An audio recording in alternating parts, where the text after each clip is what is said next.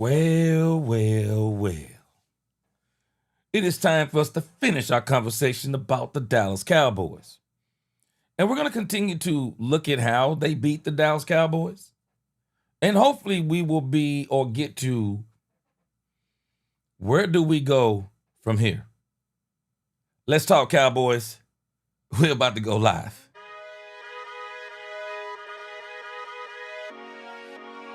Yeah. Yep.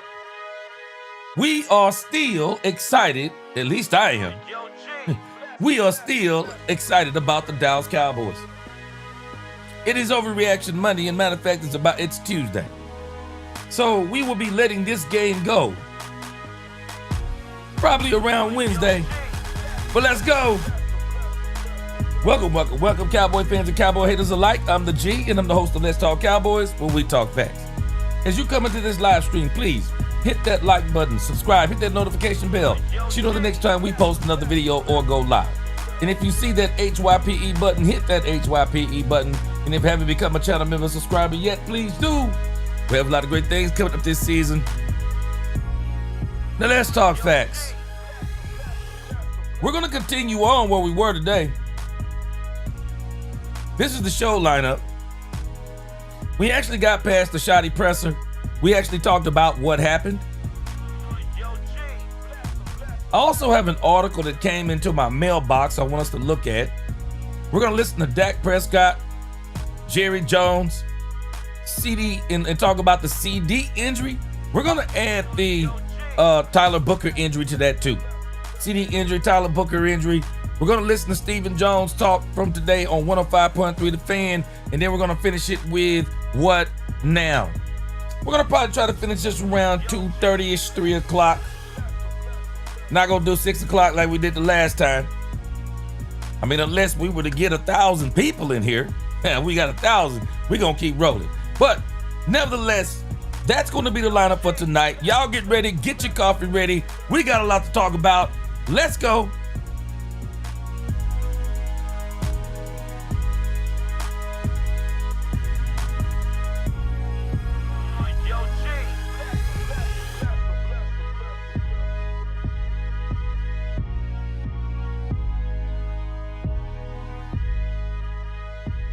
All right, we're gonna get a quick roll call, and I think we'll mention a few things about the game tonight also. Let's get a quick roll call. Some people tonight, I guess they said they don't want to hear no Cowboys. Well, hey, whether it be 5 or 5,000, we're gonna talk Cowboys tonight. Derek G, back up in here. What's going on, Derek G? He said, what do you think our defense will look like this next season? Because if we're going after the Super Bowl, it can't look like this. Well, I don't think it's over this season. Let's not even look next season. I don't think they're done. I don't think they're done, Chanel. What's going on, Chanel in the crib tonight? He said, no defense equals more problems. Let's see if they get it fixed. Miss Matrix, my sister, what's going on with you? Good to see you tonight. Jorge George, what's going on? He said, gee, man, please tell me, you don't have high hopes anymore for this team this year and next. I got high hopes. I think that's how the song go. It ain't over yet. It ain't over. I got faith they're going to continue to try to tweak this team. Jared Thomas says, gee, I'm better now. I was not happy with Dak Prescott earlier, but I'm good now. He'll be fine. I'm still down with 4, always will be. Oh, yeah. And again, Dak's three interceptions. Those are fool's gold. The one interception against the Giants was an interception. The interception in this game was on George Pickens. The third interception, garbage time. Who cares? Yeah, we still go with 4. Rombowski, what's going on with you? Lock and D. Oh, man. It's amazing. It's amazing what defense will do. Lock and D. I saw them Ravens. They look like the Cowboys. That defense falling apart. You know what a part of that is? The Detroit Lions are good. Y'all watch what I tell you. When the Green Bay Packers see the Detroit Lions the next time, they're going to blow the doors off of them. They're going to blow the doors off of them. You watch what I tell you. That Detroit team I saw tonight, That looked like the Detroit team I saw last year before they got injured. They're going to be serious. Dolores Betty Boo. Oh, man, she said it's only 10 in Cali. Well, I'm right on time for you then. I'm right on time. Kaylin Lockhart, what's going on? Yeah, Motor City, D.C. had some Ravens kneecaps for dinner today. Beat them boys down. Beat them down. Justin Durham, what's going on? C-Base, guess who back? It's my man Justin Durham. It's my man C-Base. C-Base, what up? Brian Worley up in here, what's going on? Trevor Bailey, Lil D Texas, what up, what up? Lil Queen, good to see you again tonight, my sister. I'm awake. Well, I'm awake too. Let's go, I'm awake. Bojan Jankovic, what's good from Serbia? Yes, sir. Maybe Rebel Jr. is back soon. He'll be back in October. LaVon Colin, what up with you? Roderick, what's going on in the Flow Rider Church? There's no way, so the team. Tell me what you said a little bit clearer. It's the real estate vet. What's going on, real estate vet? Yeah, he said I had to beat the Bears on man to feel better. Yes, sir. Danny, Dallas Cowboys, Lakers, let's go. What up with you, Danny? I'm just telling y'all, man. Stranger things have happened. The Cowboys are weird. The Cowboys will lose the games, and they got to shake this. They have not shaken this yet. Raheem O'Neal, Lou Dog, what up with you? What up, Danny? Danny said, I'm awake. Let's go. Hey, let me tell you something about the Cowboys. They got to break some of these old habits. This team so far seems to have played to the competition. The Philadelphia Eagle game, it was like it was a big game. The Cowboys came out and balled. The New York Giants game, it seemed like to me they thought they were going to beat the Giants. It seemed like to me they thought they were going to beat the Giants. Wound up having to come back in the end for a barn burner. The Chicago Bears game. It seems to me maybe they believed some of the hype about, yeah, man, their cornerbacks are hurt. Offensive lineman is hurt. They are handicapped on offense and defense. So the Cowboys, they're going to score this and they're going to score that. And, man, they came right out there and got beat. I don't know if that's the whole story, but I really think Brian has got to just keep working with this team and figure out how do you get this team. Now, he says he wants them even keeled. Well, I say you got to be careful with that. And I guess even keel, you got to ask yourself, where do you want them? Because if I'm Brian Schottenheimer, I know why I want them. I actually want them to get up for every single game. I don't understand the even keel. Where do you want them at? Where's the even line? Are you saying you don't want them hyped up for certain games? Or are you saying you want them to approach every game the same? Nah, man. Let me tell you something. I just believe that you want to keep your team at an extremely high level. Extremely high level. An extremely confident level. Man, when you look at these doggone Cowboys early on, these 90s Cowboys, they were always ready. They were up for teams. They were ready to beat teams.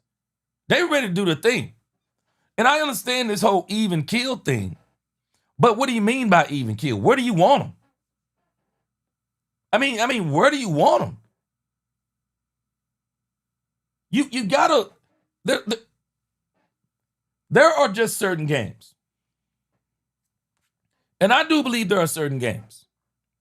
Nah, man. Hey, let me tell you something. There are certain games you got to turn up. There are certain games you got to turn up. There are certain games that you just got to say, guys, we getting this one. Now we are getting this one. I'm the type of person, I would literally almost create a theme for almost every single game. I got a reason to beat. I'm going to find a reason to win every single game. I'm going to find something in that game. There's an added incentive of why we got to win this game. Yeah, I like what you're saying, Church, about even kill don't mean to be it means not to be hyped up. But I do think there's a certain level to where your team always needs to be turned. There's a certain level I'm going to keep my team turned at. And sometimes you got to keep a team, for example, you said even kill does not mean not aggressive. So that means that there is a certain level I want to keep them turned at. A certain level of saying, like, it's cool. It's cool to say, yeah, man, we're going to treat every game the same. I don't know. I can't go with that part. I think that's the approach that Brian and this team tries to take. I can't go for that part. I can't go for that part. If I'm playing the Eagles, if I'm playing the Commanders, and if I'm playing the Giants, now we stomping them today. Hey, this is a division game. We gotta get this division game. If our goal is the Super Bowl, we gotta take care of our division. We gotta beat the Giants today. We gotta beat the Commanders today. We have to beat the Philadelphia Eagles today. Hey, the Philadelphia Eagles are the Super Bowl champions. You beat them, you can begin to stake claim to some of that championship. The Washington Commanders. We got to go out there and beat Dan Quinn.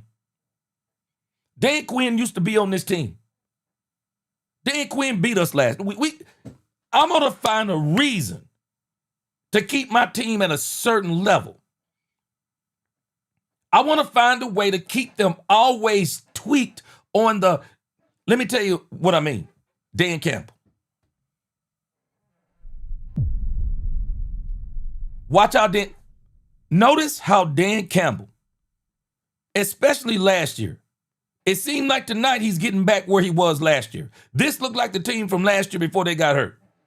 When the Detroit Lions were healthy, even if you look at the 2023 season, that team that played the Dallas Cowboys, that tried to do everything they could do to win, including cheat, Dan Campbell keeps his team turned to a certain level.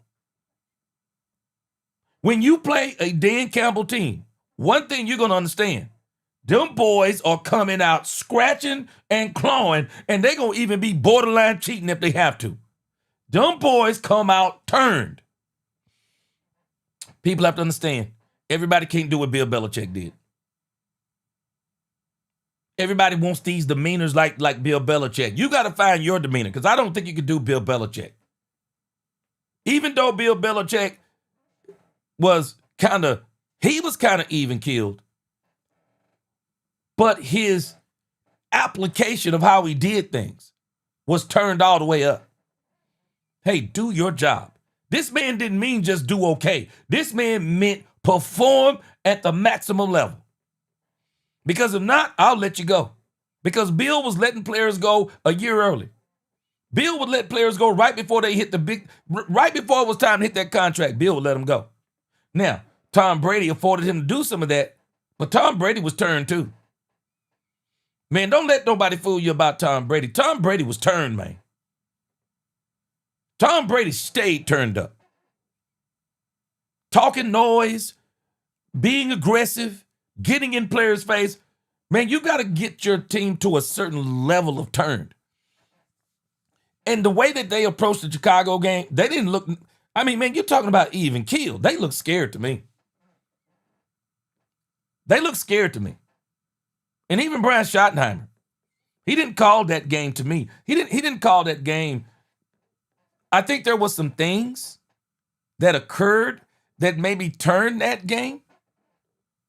But he didn't seem like he was ready to go to me. Not the way he was ready to go for the Eagles. He didn't seem ready to go to me. And that's a game you had to be ready to go for. Because if I'm the Cowboys, now we getting this one. We getting this one from Matt Eberflus. That would have been me. Miss Matrix. Not yet. Is it time to panic? No. It's Overreaction Monday. It's not time to panic, though. We got 14 more games to go. Yes, we look atrocious on D, but we lost week 3 the past 2 seasons and still made the playoffs. Yeah, it's not time to panic. Only reason we didn't last season is the Dak injury. No, it's not time to panic. No, it's just Overreaction Monday. We're just calling it how we see it. We're getting back to our regular scheduled program tomorrow at 4:30. But we still want to react to how this team played. They have got to get, Brian has got to get this team turned to a certain level. He's got to get them to a certain level. Danny said, gee, if Schottenheimer doesn't work, what is the next step in getting a new head coach? Oh, no, he's going to work. I believe Brian's going to work. I don't think there's an option now. Brian is going to work. And I believe Brian is going to be here for at least the next 4 to 5 seasons. Now, Brian's going to work. Brian's going to work. Bam Bam Gaines said, what up, G? We're closer to 0-3 than 1-2, man. He said, I've accepted we're just a bad team till they show me something different. Sometimes that's okay. Live in reality, not shoddy land. Hey, Bam Bam. Well, we can look at this another way, too. I don't necessarily know at this point if we're closer to 0-3. And the reason why I say this is we dominated the Eagles. That should have been a win. We dominated the Eagles, man. That game right there, if we were playing the way we played that game, these last 2 games, we would be 2-1 or 3-0. Now, them boys played against the Eagles. They played against the Eagles. The Giants had a very tough defensive line. But we fought and we clawed and we scratched and we won that New York Giants game, Bam Bam, and I love it. Now, this Chicago Bears game, now we laid a goose egg on that one. We laid a goose egg. And I'm quick to admit when a team comes out and they play really well, have a good game plan, but I don't think that was the issue with the Cowboys. The Chicago Bears did come out with a good game plan. But I think what happened to the Cowboys is they locked themselves. And I want to talk about this. Let's keep talking about what happened. I want to look at real quick before we go to the Dak Prescott thing. I want to go to this thing. I want you to look at for it. Let me see. Let me see if I can pull it up. I hadn't even tried to pull it up, but let me see if I can pull it up. In every game, there are always some key moments that you have to pay attention to.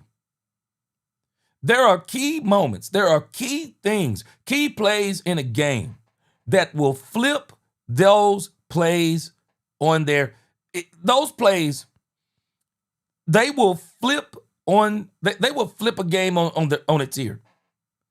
It will literally flip a game on its ear. So what I want to do tonight, just for a few moments, on what happened. I want to go through what happened in the game. My man Daniel, my right-hand man Daniel M., what's going on with you? C-Bay says signing your own players don't mean poo-poo poo-pooing on what you're supposed to do. If you recognize that your players that you have on your roster aren't cutting it, then you go out and look for external help. Yes, sir. Church said he don't like Flus. Daniel M., he said this Cowboys team needs to figure out who they are as a unit. Are they a fearless team that are aggressive and play with a heart, or a bunch of mindless zombies and ballerinas with no effort? And see, this is why you have to be careful when you start talking about even keel. Because some people, they try to treat all the wins the same, and they try to treat all the losses the same. I don't think you do that.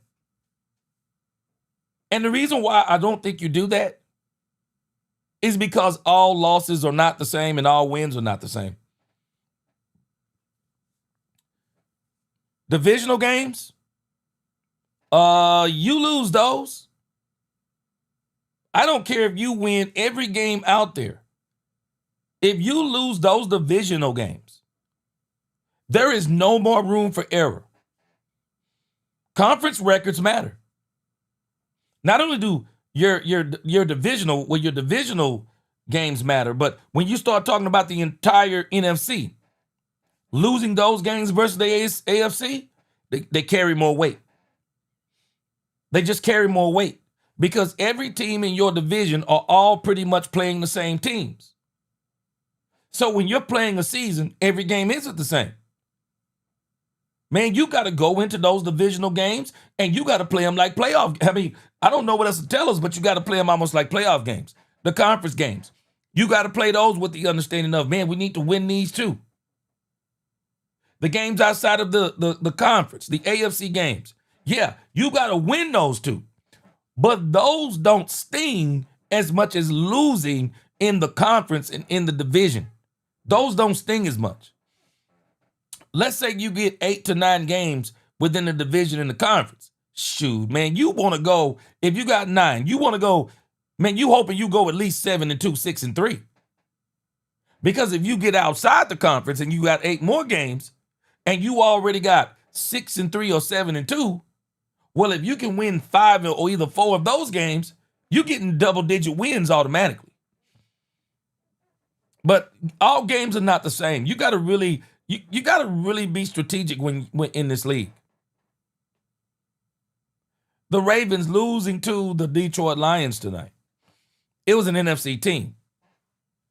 It's a big deal, but it's not as big of a deal as losing to the Cleveland Browns.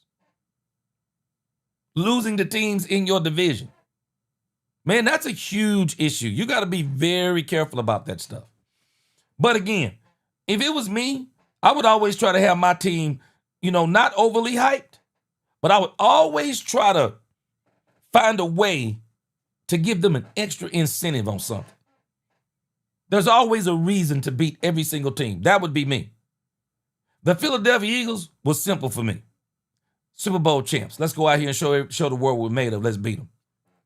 New York Giants, man, we done beat them. Dak's beat them, what? Dak's got a 9-4 record against them. 9-4, something like that, 9-5 record. Let's keep it going. They beat them like 13 times in a row. No, 9-5 is against the NFC. Dak Prescott has a 13-2 record, I believe, or 13-3 record against the Giants. 13-3. It might be 14-2 now. Somewhere in there, Dak Prescott basically has beaten them boys 14 straight times. You got to keep that record going.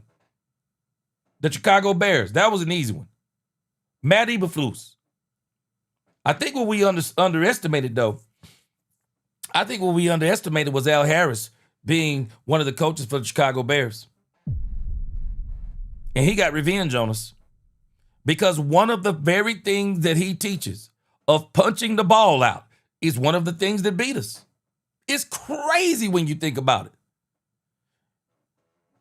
I know people, even kill. I understand it. But, man, sometimes you got to find ways, man, because everybody wants to beat everybody.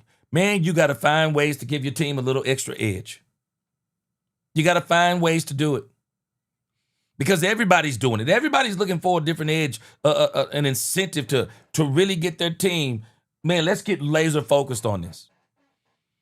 And, man, I'm telling you, just like the game tonight, the Detroit Lions were laser focused. All right, let's look at kind of what happened. There were a couple of places in this game that it turned this game. There were a couple of places that turned this game. So let's kind of go through how this game started. There was 188 plays. Let's go through it. So the Cowboys win the toss and defer, right? So Caleb Williams, pass incomplete. Swift, right guard, -4 yards. Caleb Williams, pass short to right, Swift, 2 yards. Punt. This is exactly how you want to start a game. This is it. This is what the Cowboys have been looking for. The Cowboys have been looking for the fast start. Well, let's give it to them. They got the fast start that they wanted. The game seems to be starting exactly the way the Cowboys want it. First down and 10, Dallas 43. Javonte Williams off the left tackle for 7 yards. You're doing exactly what I thought they should have did. Establish the run. Kind of get a couple of runs in.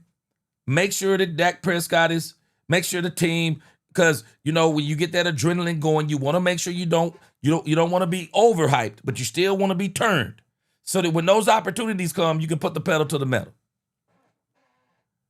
This play next. You want to talk about a game changer? You're on the road. You're missing Cooper Beebe. You already know that your defense is suspect. You already know Ben Johnson is a master play caller. Every single point, every single drive in this game is going to matter. And every time you drive, you have got to cash in and not a field goal. You have got to cash in a touchdown. If I'm the Cowboys, my goal for Brandon Aubrey is nothing but extra points. Yeah, he can make it from the parking lot. But my goal for Brandon Aubrey is nothing. Hey, bro, no offense. I want you to get paid. No offense. But we can't have you being the highest scorer on the team anymore. If I'm Brian Schottenheimer, Brandon Aubrey can no longer be the highest scorer on this team. He can't. The only thing I want Brandon Aubrey scoring is 1 point. And that's after extra points. I don't want no more 3 and 4 field goal games by Brandon Aubrey. If I'm that in itself almost becomes a crutch. I want y'all to think about the mindset of the Cowboys that they have to guard against, and it's dangerous. All we have to do, if we get the ball on the 35-yard line, all we have to do is make a first down and get to the 50.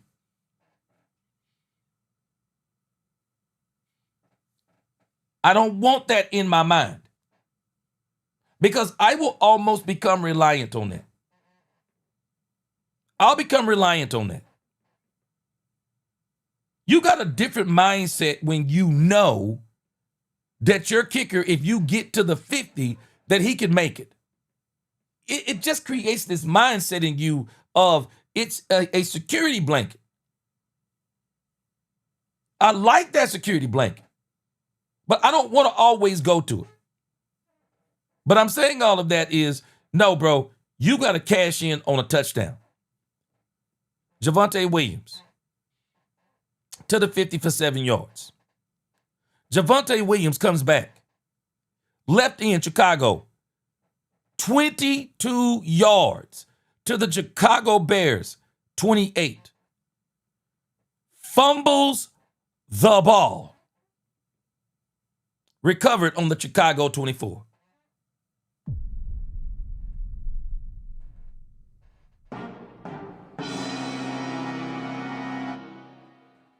Turning point. Turning point. You can't do this on the road. Let me tell you something right now.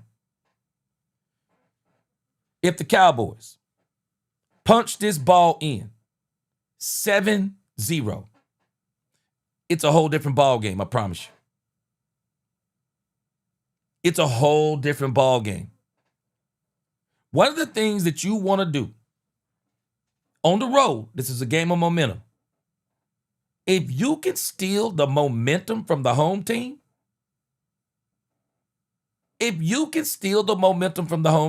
man, you can beat them easy. Now, you're going to have to keep it consistent and keep on scoring. But if you can get the momentum from the home team, and they already know that you got a very good team, you can beat them. This was a pivotal turnover. So we get the next play. And this was the beginning of the onslaught. The Cowboys possibly could have drove this and took more time out the clock. But instead, this happens and they leave 12:31 on the clock. The Chicago Bears drive this ball down. They end it with a touchdown, shotgun, Caleb Williams, deep left to Odunze for 35 yards, touchdown. It's 7-0. Timeout, 10:35. If you don't think at this point in time that the pressure is on the Cowboys, you have another thing coming. Pressure. Because this is exactly what they didn't want. They want to start fast, meaning that we want a 3 and out, and then we want to come out and score.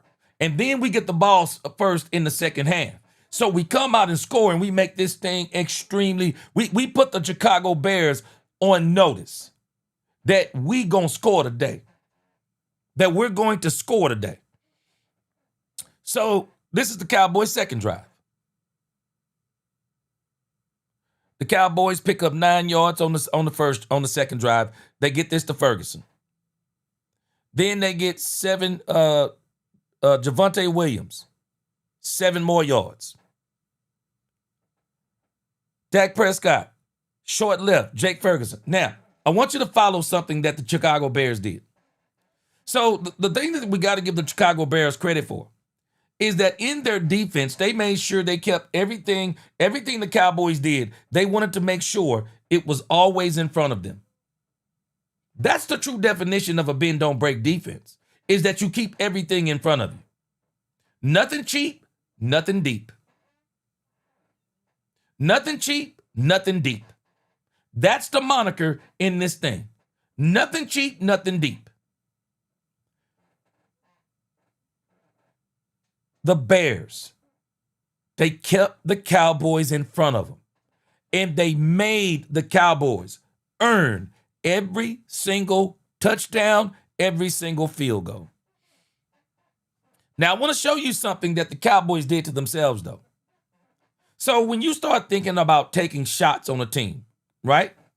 You want to take shots. You always want to look for opportunities in a game to catch that defense off guard so that you can hit an explosive play. So when we talk about explosive plays, when you can get a 2nd and 1,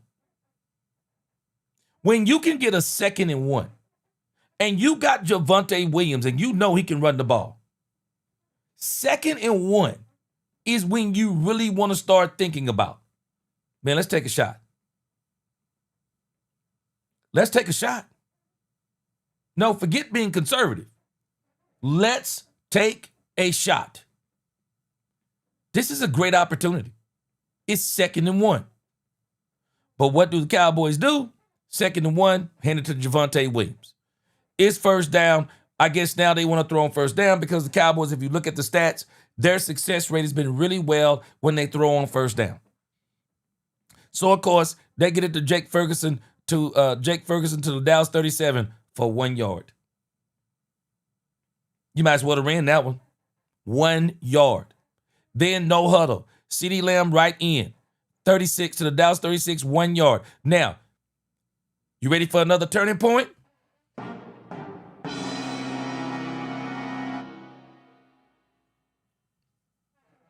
Tell me this game isn't crazy. The Cowboys, in their first 2 drives, they have turning point moments. Both of those. Both of them turn the game. Both of them.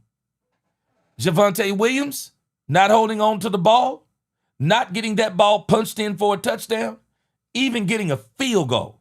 That fumble was the beginning of the end.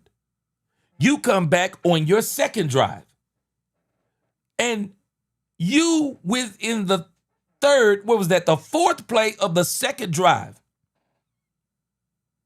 you lose CeeDee Lamb.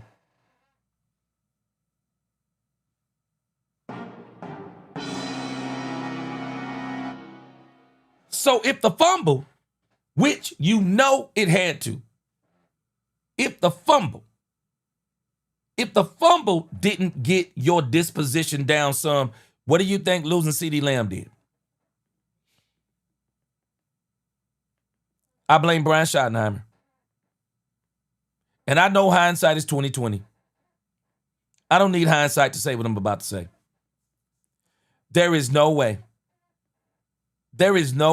I'm playing CeeDee Lamb in any more running situations if I'm the Cowboys. I wouldn't be doing it. You got a power run game. If you feel like you need that type of stuff, man, you need to bring in Jaden Blue. But don't you dare put CeeDee Lamb in that situation.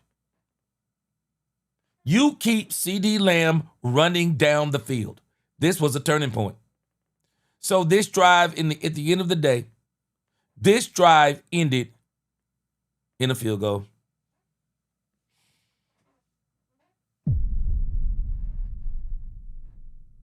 Losing CeeDee Lamb, that is an immediate confidence breaker. That's a confidence breaker. The doggone Chicago Bears come out on the first play. Deep pass left to Luther Burden the third for 65 yards. We're talking game changing, y'all. Game changing. They come out on their second drive and their third drive. Touchdown. You're already behind the 8 ball. Tell me anything you want to. You're behind the 8 ball. You don't have the defense. The Cowboys don't have the defense. They don't have the defense to get down 14-3. And I know they knew it. Brian Schottenheimer had to know it. You don't have the defense to get down 14-3. And when you look at this second drive, the Cowboys got it. It was 10:35. You telling me you ran the clock all the way down to the 4:26 mark in the first quarter, and the only thing you netted was a doggone field goal. Insanity. Chicago Bears barely took any time off the clock. What was that, 11 seconds? Cowboys get the ball back. The Cowboys do another drive. Let me show you where the Cowboys locked them. The Cowboys trapped themselves. The Cowboys, they take a drive all the way down. They take a field goal drive all the way from the 4-minute mark to the 13:49 mark.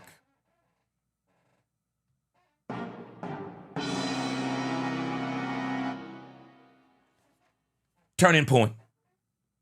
Turning point for the Cowboys. Look at these drive. Look at this. This is crazy.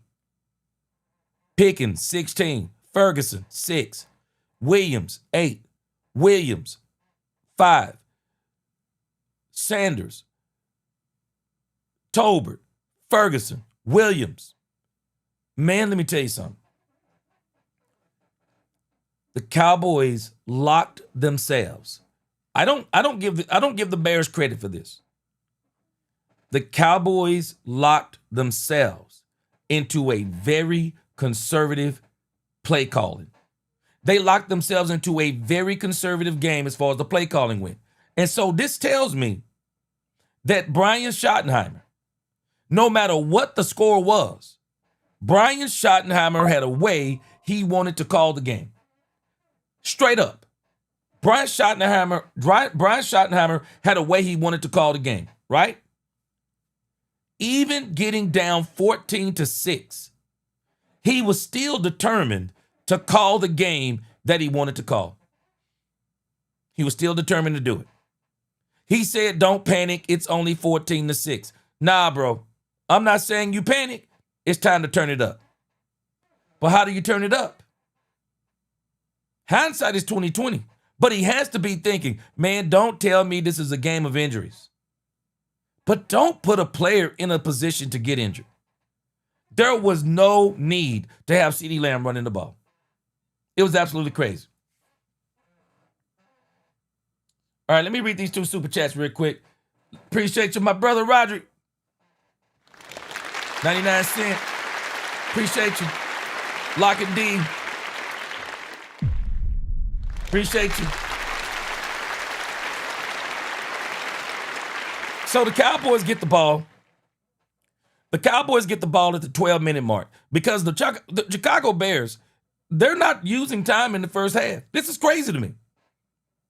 The Cowboys, they dominated the time possession in the first half. They dominated it.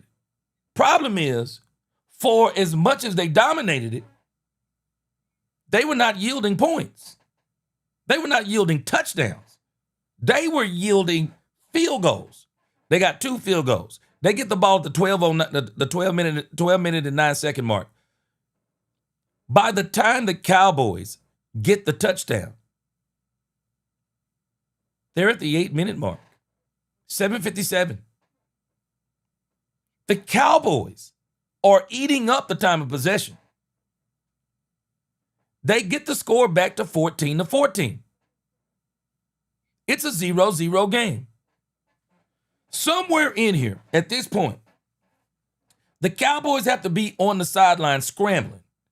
And Matt Eberflus has to say, hey, man, we're going to have to make some changes. Not at halftime. We're going to make some changes now. We are going to start running some blitzes. You got to start looking at the formation. Maybe you choose a receiver to double. Maybe the Cowboys say, no, we're taking one receiver out on this drive. We're going to take one receiver out, and then we'll leave everybody else man to man. And we're going to make sure we put a spy on Caleb Williams to keep him in the pocket. And then even on some of those plays, we may even send a blitzer. We'll 4 down linemen, one spy for Caleb Williams, and then every so often we'll have one of the linebackers to come in for a blitz. So we're going to try to have it 6 on 5 at any given moment. But what does Matt Eberflus do? Matt Eberflus wants to stick to rushing 4 and dropping 7. And I don't understand the philosophy of. So you're rushing 4 to drop 7 so you don't get beat in pass coverage, but you're rushing 4 and you're dropping 7 and you're getting beat in pass coverage and you refuse to do anything to change it. It makes 0 sense. It makes 0 sense. They had to have been, you got to be thinking, man, these dudes are throwing, hey, man, we got to figure out a way to stop them. I know how we're going to do it. Scott, hey, we're going to, did y'all see what the Detroit Lions did today? I'm sure some of y'all watched the game. Spied out Lamar Jackson. And every time he tried to step up in the pocket, they were waiting on him. And then he starts doing all them little moves and jukes. And then because he's broke out of the backfield, now the Detroit Lions defenders can now shed those blocks because he stepped past the line of scrimmage. They pursued him, and then the spy would get him. If the spy didn't get him, the pursuit would get him. That's how you call defense. That's exactly how you call defense. The Cowboys let the Bears get the ball back. The Bears get the ball back. 7:57. They go to 4:19. They get a field goal. Got a decent little stop there. Then the Cowboys get the ball back. Cowboys drive it down. 2-minute warning. We punt the ball. Chicago Bears get the ball, 2 minutes. Chicago Bears don't think they did anything with it at the half. Cowboys call a timeout. End of the second quarter. So the Cowboys are well within this game. And if I'm not mistaken, I think I might have missed something. Because I'm thinking the Cowboys might have been, were they not down by 10 I think they were down by 10 at the second half. I think they were down by 10 when they went in for the halftime. Let me make sure. Yeah, it was 14. It was 21. So I missed the touchdown. But it's 21-10 by the half. So at this point, the Cowboys are still in the game. But the issue is being down 21-10. Okay, one of those I thought was a field goal. It was a touchdown. That's what I miscalled. So the Cowboys are down 21-10, if I'm not mistaken.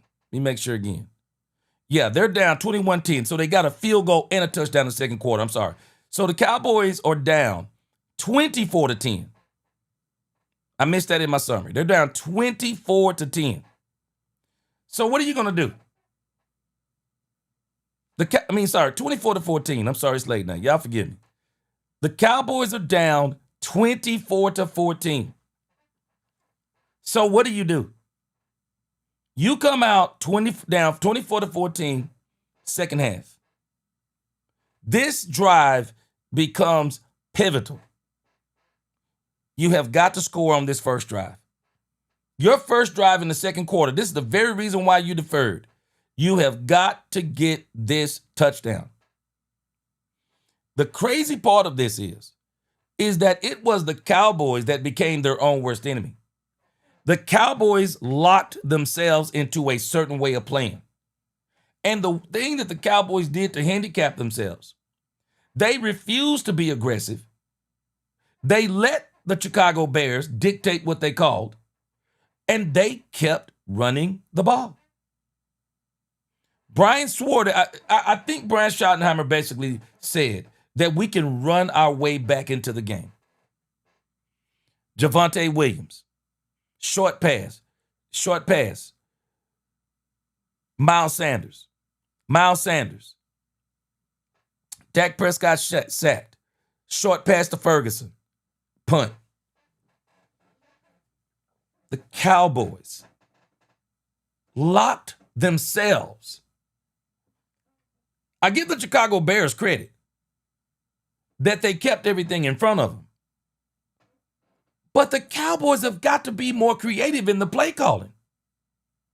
If a team is going to play that cover two, if they're going to play that cover two shell, if they're going to try to keep everything in front of them, then it's your job. You get your receivers lined up and you get them to run. You get them to run the cornerbacks out. Find ways to get the tight end deep in the seam. Get one of the other wide receivers deep in the seam right before those safeties. And eat up them chunk plays, 20 yards. Eat them up. Do deep crossing routes. Find ways to get deep in the middle of the field. Get inside position on a safety, inside position on a cornerback. It is their job to figure this out. It is not good enough. It is not good enough to allow the Chicago Bears, even with only George Pickens, it is not good enough for the Cowboys to let the Chicago Bears dictate the way they're calling the game. I do believe if CeeDee Lamb stays in this game, I don't think the Bears win the game because I think the Cowboys would have eventually figured it out and probably would have found a way to start getting at them. But this was a true test. Okay, well, Jalen Tolbert is the number 2. Let's work with Jalen Tolbert. You still got Kevontae Turpin at the 3. He's got speed. You still got to figure out ways to get him open. You still have to figure out ways to get him open. The Cowboys locked themselves. They locked themselves into a non-aggressive game plan. It was just non-aggressive.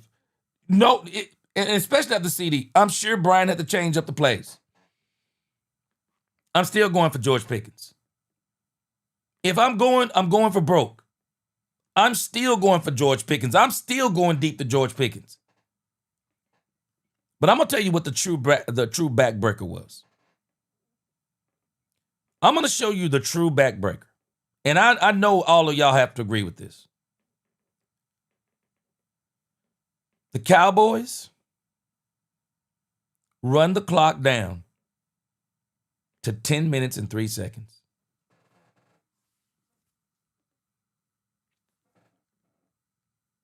And this right here.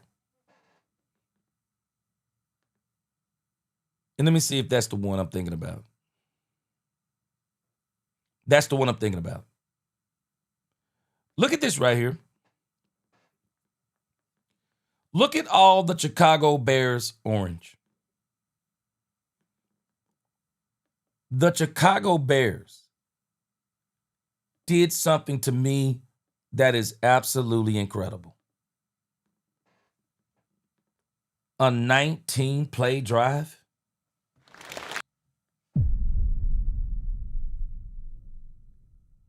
A 19-play drive.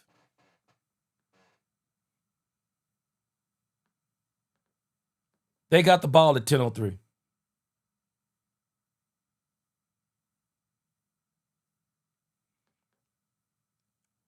By the time they scored the touchdown, it was 9 seconds left in the third quarter.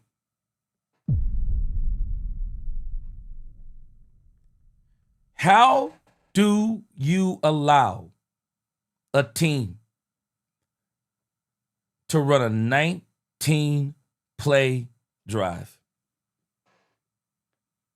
This is one of the craziest things I've seen. This was one of the craziest things that I've seen. They went swift left in. They threw an incomplete pass. They threw an incomplete pass.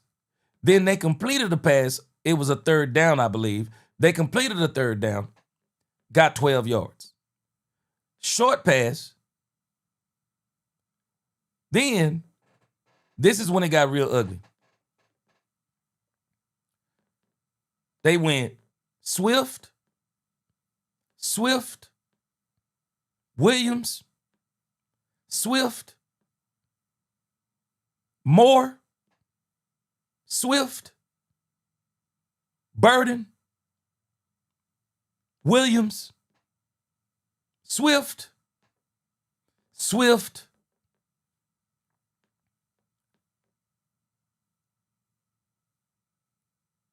And this is Mananji.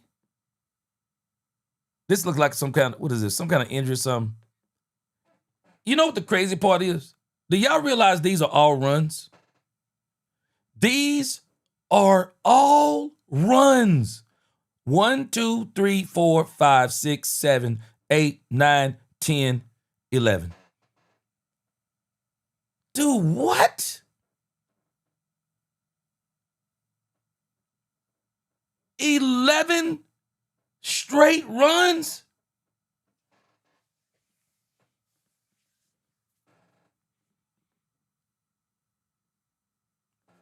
This was bananas. Up until this point, the Cowboys had pretty much owned the time of possession. They just wasn't getting anything out of it. The New York Giants, the Chicago Bears, they went 10 minutes. Look at the runs. Let's examine the runs. Tell me this isn't crazy.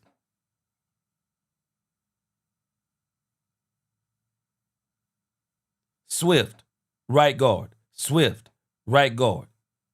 Williams, right end. Right tackle. Left end. Right end. Left end. Left end.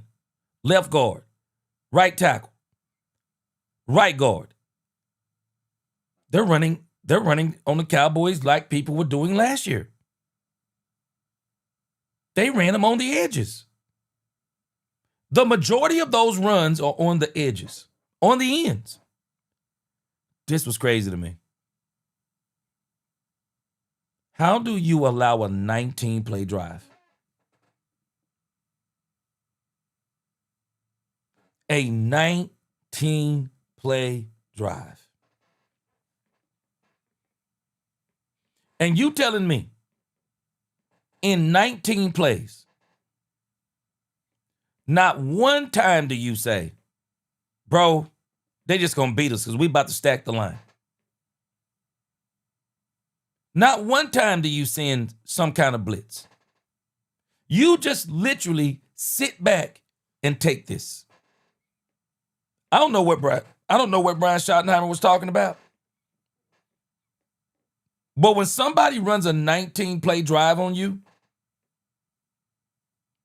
and your offense sits on the sideline this long and you really don't get the ball back until you really don't get the ball back until the fourth quarter. I mean, you literally get to run a play. You get to run a play. And it's the fourth quarter.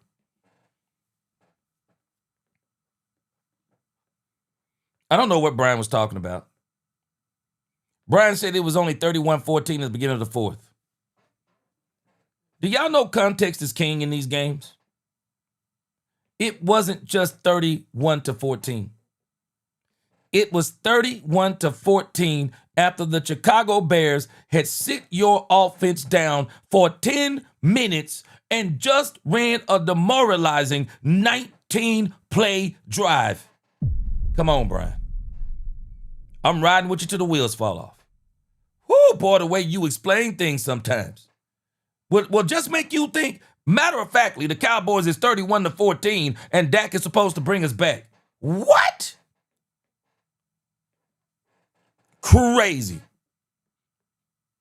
Absolute crazy. So, this becomes the real kicker. You down 31-14? Now you're about to become aggressive? In what world? Tell me the game that you can become aggressive 31-14. Tell me the game. You're down 31-14. You're not playing aggressive.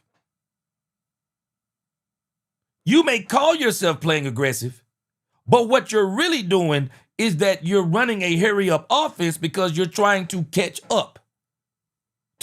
Aggressive to me is when you're ahead, or it's 14-14, it's 10-7, and you're pushing the ball down the field.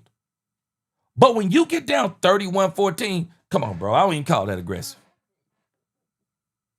A lot of people call that garbage time. I don't know if I necessarily agree with garbage time. I mean, they did have time. Stranger things have happened. They had the time to score 17 points. But the question is, well, who was going to tell Chicago they couldn't score no more if you would have scored? Who was going to tell Chicago that? Where were you going to get the stops? Where were you going to get them? The Cowboys came out. They drove the ball down. George Pickens, in one of the craziest interceptions I think I've seen in a long time, right off his fingers. Right off his fingers. I don't even understand. I mean, I don't even know what to tell us on that. It was crazy. Chicago got the ball, and I really do think that they took it's 31-14. I'm going to give Ben Johnson credit. I don't think the Cowboys stopped them. I think Ben Johnson, as crazy as this is to me, Ben Johnson had mercy on the Cowboys. Ben Johnson, somebody who I thought was a real man, like a real mad scientist, because I thought it was a jerk move last year when they ran the score up on the Cowboys. But now I'm seeing, after seeing the game tonight, it might have been Dan Campbell who told him to run the score up and have a doggone lineman catching the ball. He took his foot off the gas. Gave the Cowboys the ball back. The Cowboys couldn't go deep. Look at this drive, guys. Look at this insane drive. It was they got the ball at 8:58. They ran this thing down to 4:47. It was 1, 2, 3, 4, 5, 6, 7, 8, 9, 10, 11, 12, 13, 14, 16. 16-play drive. 16-play drive ended in an interception. And this says intended for Jalen Tolbert. I thought this was the one that Pickens tipped. I didn't think that was the Tolbert. I thought the interception was the one that Pickens. They said it was intended for Tolbert. I thought that was intended for George Pickens, and George Pickens is the one that tipped that. They may have that wrong. But that was the game. That was the game. And they locked. The Cowboys, they just were, and I guess CeeDee Lamb getting knocked out of the game early took a lot out of them. It absolutely took a lot out of them. It took a lot out of them. But again, those are the turning points in the game. Javonte Williams couldn't afford to fumble that ball. Javonte Williams couldn't afford to fumble. The Cowboys couldn't afford to lose CeeDee Lamb. And then they were just giving up buku points. Buku. Buku points, man. It's insane to me. It is literally insane to me how they lost this game. I don't know how else to slice it. But that's what happened. I think Brian Schottenheimer, hindsight is 2020. Why in the world are they running CeeDee Lamb? I just don't get that. Why are you running CeeDee Lamb? I don't get it. There are just certain, there are just certain things it's no point. Okay, TV, he said how the fans know more about the team's strengths and weaknesses than the owners and the coaches. Hey, RK, let me tell you something. You know what's funny?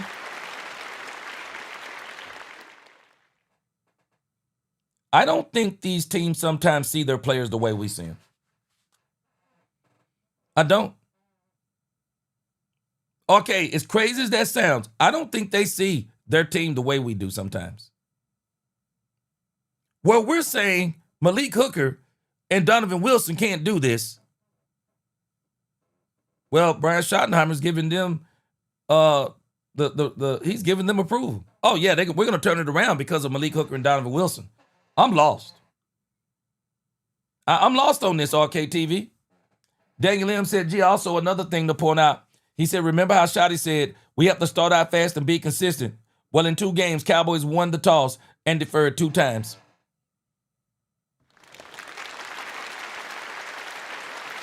Straight up, Daniel M. I'm sorry. I just don't believe in that philosophy. I believe you take it and you score. I believe you take it and you score. The strength of your team is the offense. Even though Daniel M, he got what he wanted. He got a 3 and out. He got what he wanted. Problem is he didn't do nothing with it. But he got what he wanted. He said he wanted a 3 and out, but he didn't get it. I mean, he got what he wanted. He got the 3 and out. Problem is they got the ball and they didn't do what they were supposed to do. They came out and wet the bed. They fumbled. Yep, they wet the bed.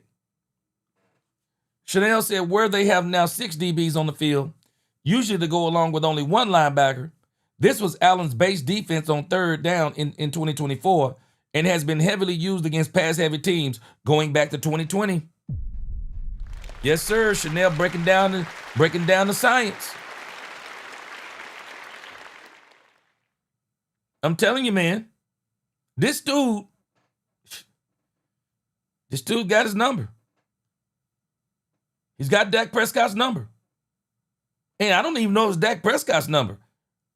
I think that these guys, Ben Johnson just murdered him. Ben Johnson killed him, man. He did. Ben Johnson put together a great game plan. And the defense's plan was great, too. Both plans were great. Lock and D, I need Shotty, though, to get on Flus and tell him we need our players to stop playing soft and be physical. That's what we've been seeing with the Giants and the Bears. Lock and D. Isn't it crazy? The offense has been physical. The offense have been physical. The offense has been physical. Even the defensive line, I'll give it to him. Defensive line has been physical. But everything outside of the two defensive tackles, nothing else on that defense is physical. Nothing else. Nothing else. I mean,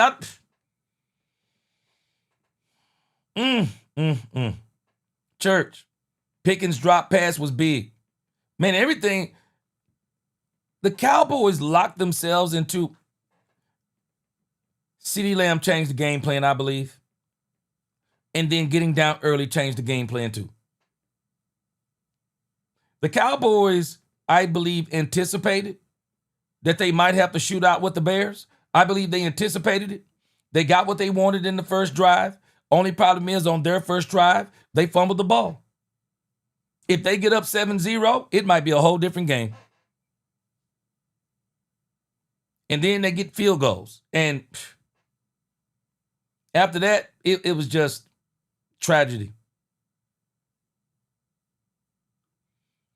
Okay, TV.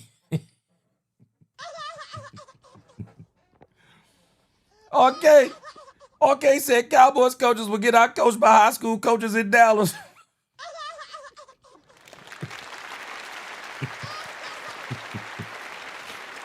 Oh, man, JRB on the beats. What up? He said it's all bad. Just seeing Jerry in the press box, shaking my head. All I think about is Papa John's pizza commercials and infomercials. Shaking my head, fam. We down bad. Man. Well, I tell you this. All is not lost. All is not lost. The Cowboys just got to make, they're just going to have to make the necessary adjustments. Boy, RKTV, I tell you this, Michael Parsons has been with the Green Bay Packers, and I believe Michael Parsons has already gotten more calls than he ever did in Dallas in only 3 games. RKTV said Russ will never give us the benefit of the calls because the league hates Jerry.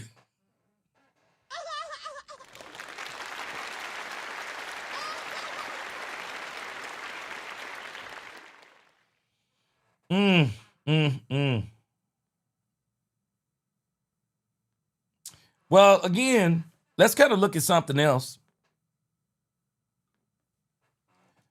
I don't think there's a reason to panic yet.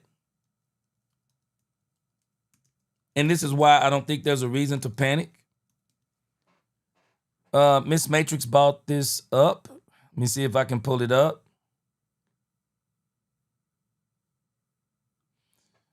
I'm not in panic mode. Let me see here, because let's look at the Cowboys.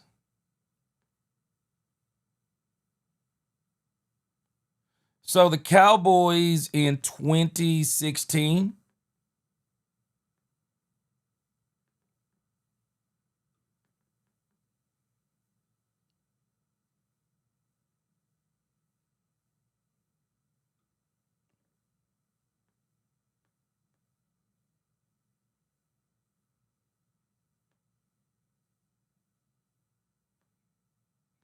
Okay, let's pull up the Cowboys. Okay, well, I can't say this about 2016. Well, hold on a second. This was Dak's magical year, though. I don't want to go that far back. I'm sorry. Let me go back for... Let's see if we can go back for the last 5 years. That's what I was actually trying to do. Let's see.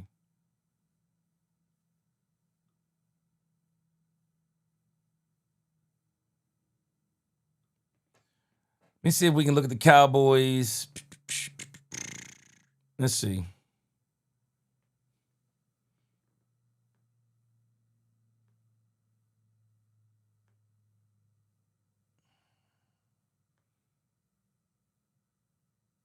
Okay, let's look at the Cowboys starting in 2021. Cowboys went 12-5 in 2021.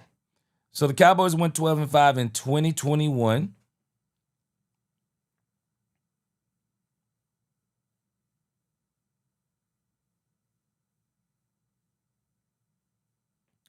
Looks like the Cowboys, they lost to the Bucks, But the Cowboys actually went on a pretty good little run. The Cowboys didn't lose again until November. They were 6-2. Okay, so that was 2021.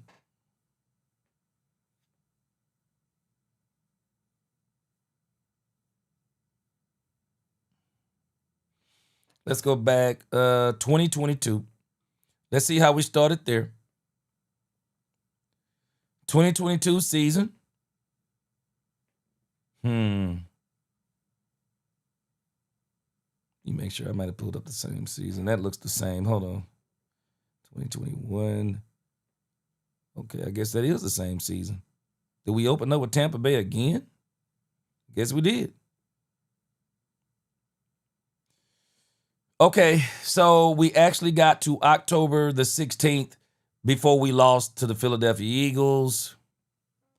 Okay, so we did go on about a 4-game win streak right there. Okay, this ain't quite shaping up the way I was thinking. 2023. Cowboys. They actually started out 2-1. They lost their third game to the Arizona Cardinals. They beat the Patriots.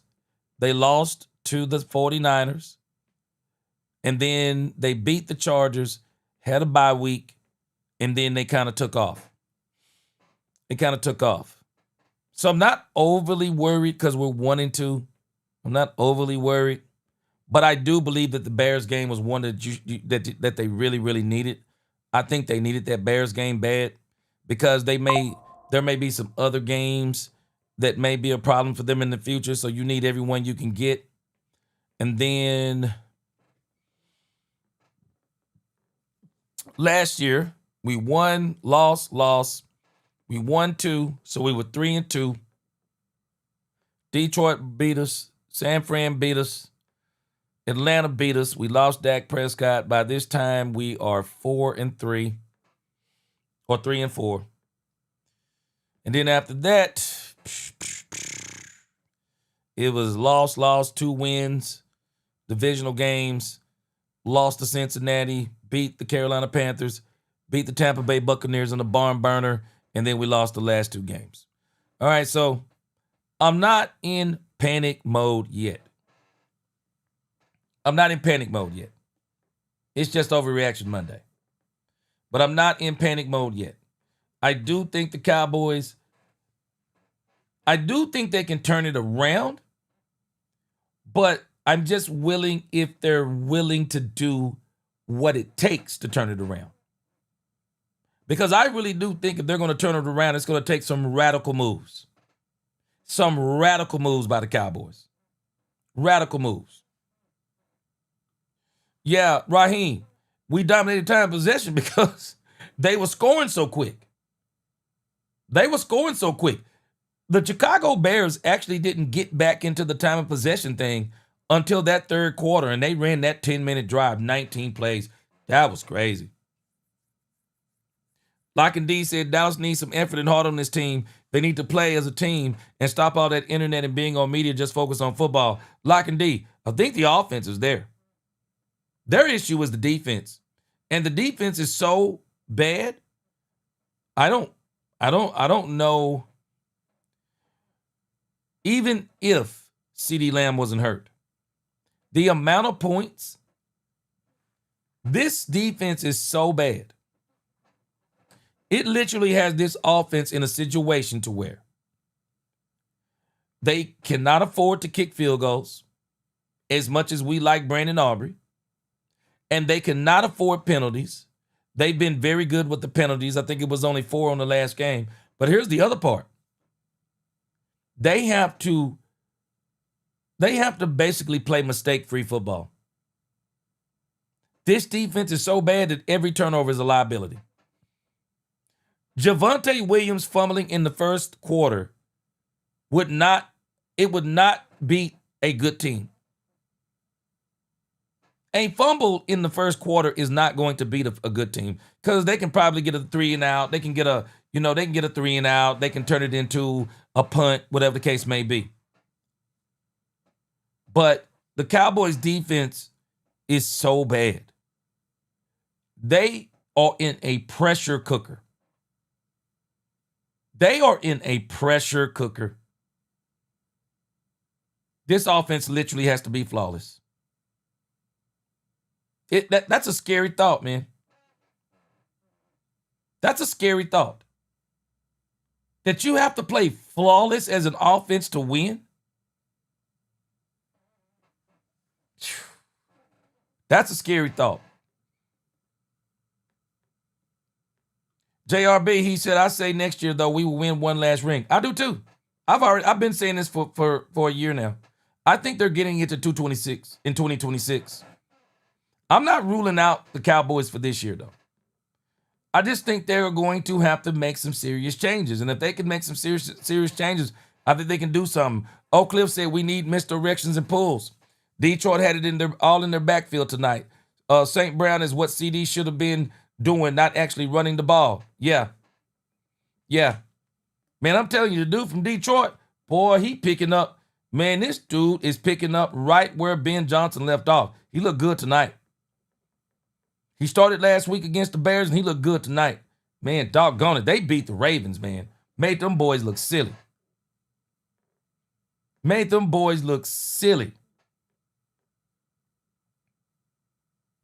Church said the dropping 7 ain't dropping correctly. He said, I see other teams do it positively. He said, like, what in the world? Church, we don't have those same type of players. Matt Eberflus, to me, will not accept the fact that he don't have the same personnel. That he don't have the kind of personnel that can do that. Lock and D. Yeah, Dan Campbell, man, he keeps his team at a certain level. He does. Yep, Chanel, this is one of his problems. Eberflus's defensive scheme does not blitz. You know, it's kind of strange to me, that we're saying this. But I think he calls his defense according to his own demeanor. He's a very disciplined. He seems to be a very disciplined guy. He seems to be very disciplined, very monotone, very even keel per se. And he just likes to stay steady, it seems. And so by not blitzing, that's kind of how his defense is. His defense, and I said it before, and I'm going to say it again, it's predicated upon there being super studs all over the field. And if you don't have super studs all over the field, you got super studs in the major positions, and you got good players in all the other positions. You got to have playmakers, at least 5 to 6 playmakers with his defense. His defense is predicated upon players making big plays. That's his defense, Chanel. It's never going to be his scheme making big plays. He wants the players to make the plays. Manny Zamora, what's going on? Man, this is Cowboys After Dark. I do this during the season. This is Cowboys After Dark. We start about midnight about 3 times a week during the season. Robert Paulson, what's going on tonight? He said Lil Fowle and Houston are missing from this conversation, and Eberflus needs to see it. Man, we've been talking about this thing with Lil Fowle. We don't understand Lil Fowle. We don't understand James Houston. I don't understand Marquise Bell and Wanye Thomas. I don't understand it. This team says compete every day. And we are not giving other players time. We're not giving them the opportunity to compete. We're not. Ooh, Chanel. Miss Matrix. Chanel, I was wondering if the unanimous decision was because of the new DC.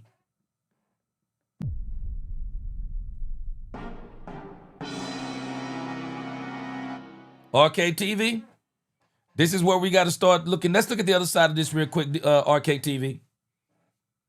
Maybe this is a part of the Cowboys' problem. I just wonder if listening to Matt Eberflus talk the other day, I wonder if Matt Eberflus and this team is basically saying, we just don't have the talent to run anything else. Maybe they're saying we don't have the talent to run anything else. They're because he said you adjust your team to the personnel. I think Flus is saying we don't have the talent. He's saying we would play man, but our cornerbacks aren't good enough to play man. I think Elam would be better in man. Reddy might be able to play man. The one who I don't think can play man is Trayvon Diggs.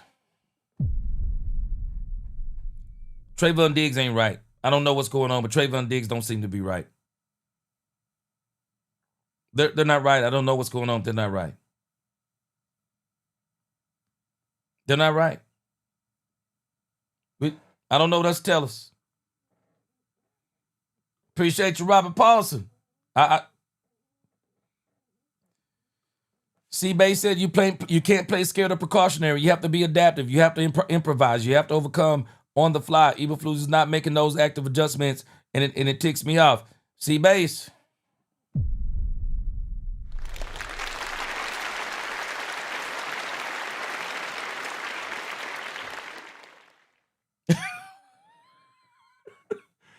Bam said we should start sending defensive players home with homework and logging their hours. Don't watch film and don't play.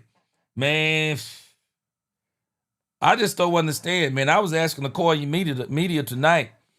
I was asking him. He didn't answer me. I'm hoping he'll answer me sometime tomorrow. But I was asking him. I was like, man, somebody got to explain to me.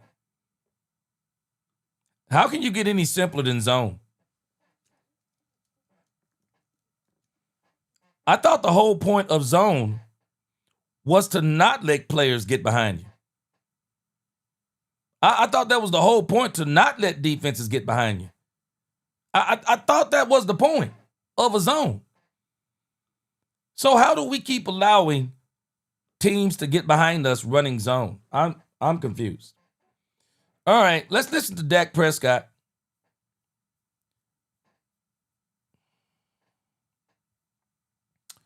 Let's see here. Dak Prescott talks about this. Let me see something real quick. Okay, they don't have the next-gen stats ready to go yet. I want to see how many snaps everyone got, if I could, but they don't have that up and ready to go yet.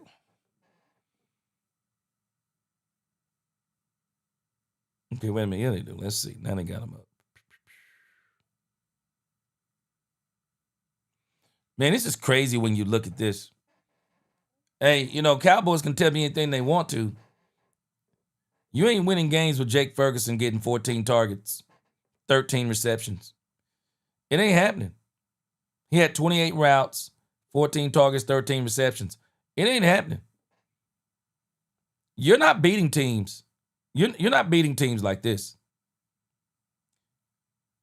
He had 48 yards after the catch on 13 receptions. Let's see something. Let's do some math on that.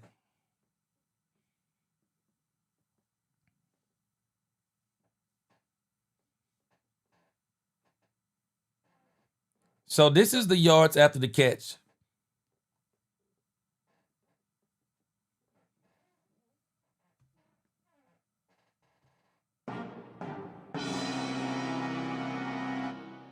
.7 yards of yak per catch. You're just not beating teams with a tight end getting that many receptions, and he's not able to get yards after the catch. Jake Ferguson right now, if I'm not mistaken, he's like the number one tight end in the league. Kind of deceptive because that's based on how many, I think, receptions and things like that. But that's crazy. George Pickens ran 39 routes and targeted 9 times. Man, that's tough. I don't understand that. They have got to figure out a way to get this guy more involved and get him involved early. I just don't think they get him involved early enough in games. Kevontae Turpin, 33 routes. Kevontae Turpin, 33 routes. Only 3 targets, 2 receptions. That's going to have to increase.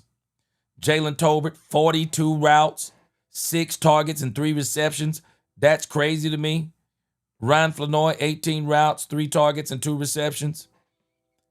I mean, the Cowboys are just going to have to, man, CeeDee Lamb got a total of 3 routes. Man, I'm telling you, man, hindsight is 2020. But I just don't think they should have allowed. I just don't think he should have tried to run. I just don't think he should have tried to run CeeDee Lamb. I don't like it. It just didn't make sense to me. Even when he did it, it just didn't make sense to me. Why do that? It just don't make sense to me. We'll look at some more of this stuff later. Let's check out Dak Prescott. I want to hear the interview. It's not that long of an interview. Let's check out Dak Prescott. We didn't get a chance to get to it today. And then I'm going to show you, I'm going to see if I can find a graph that got sent to my email today by team rankings that had me just flabbergasted when I looked at it.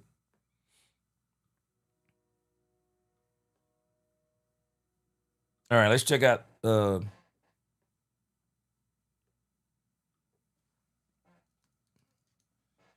pull up ye old Dak Prescott.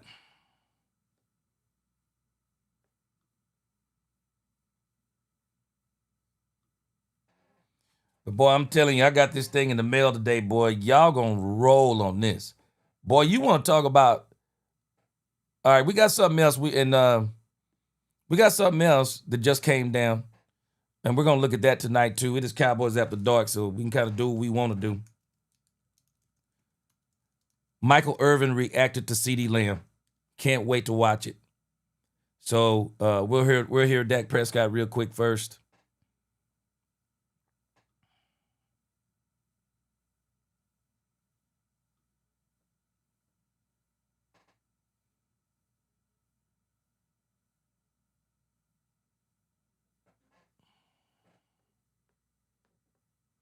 All right, let's listen to the old Dak Prescott. Look at it from the offensive standpoint. I know scoring 14 points is never.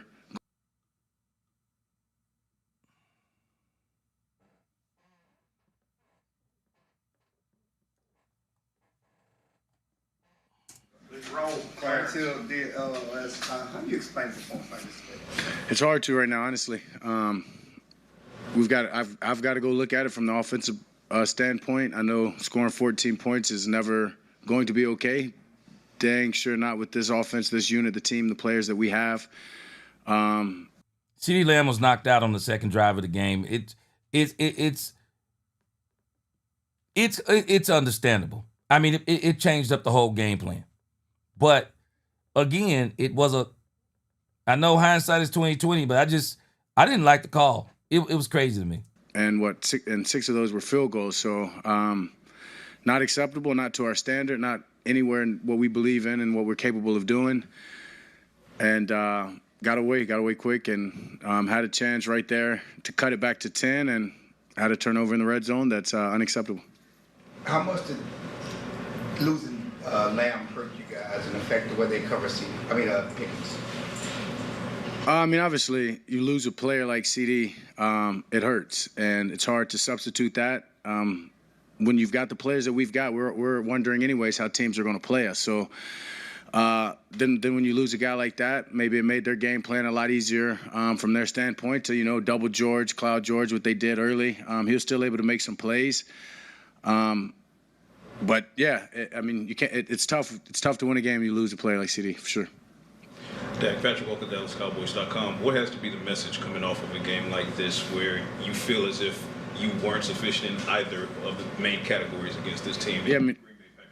Yeah, everybody individually's got to be accountable, got to look at themselves in the mirror, ask what can they do and what can I do better throughout the week. in my preparation to make sure that we come out here and we play better from the beginning and we start faster. We've got to go out there and score and not give field goals. I mean, Aubrey's a hell of a kicker and he's a great asset for us, but we can't lean on him. We can't get down in the red zone and say, oh yeah, we got a field goal, we're fine. No, we've got to go get points. We've got to go get 7 points and cash in. And so everybody's just got to look at themselves and say, where can I get better and where can I help this team individually? And then if we all do that collectively, we should put ourselves in a better position than we did today. And given that their secondary... Excuse me. Hold on. Nick's next. Thank you.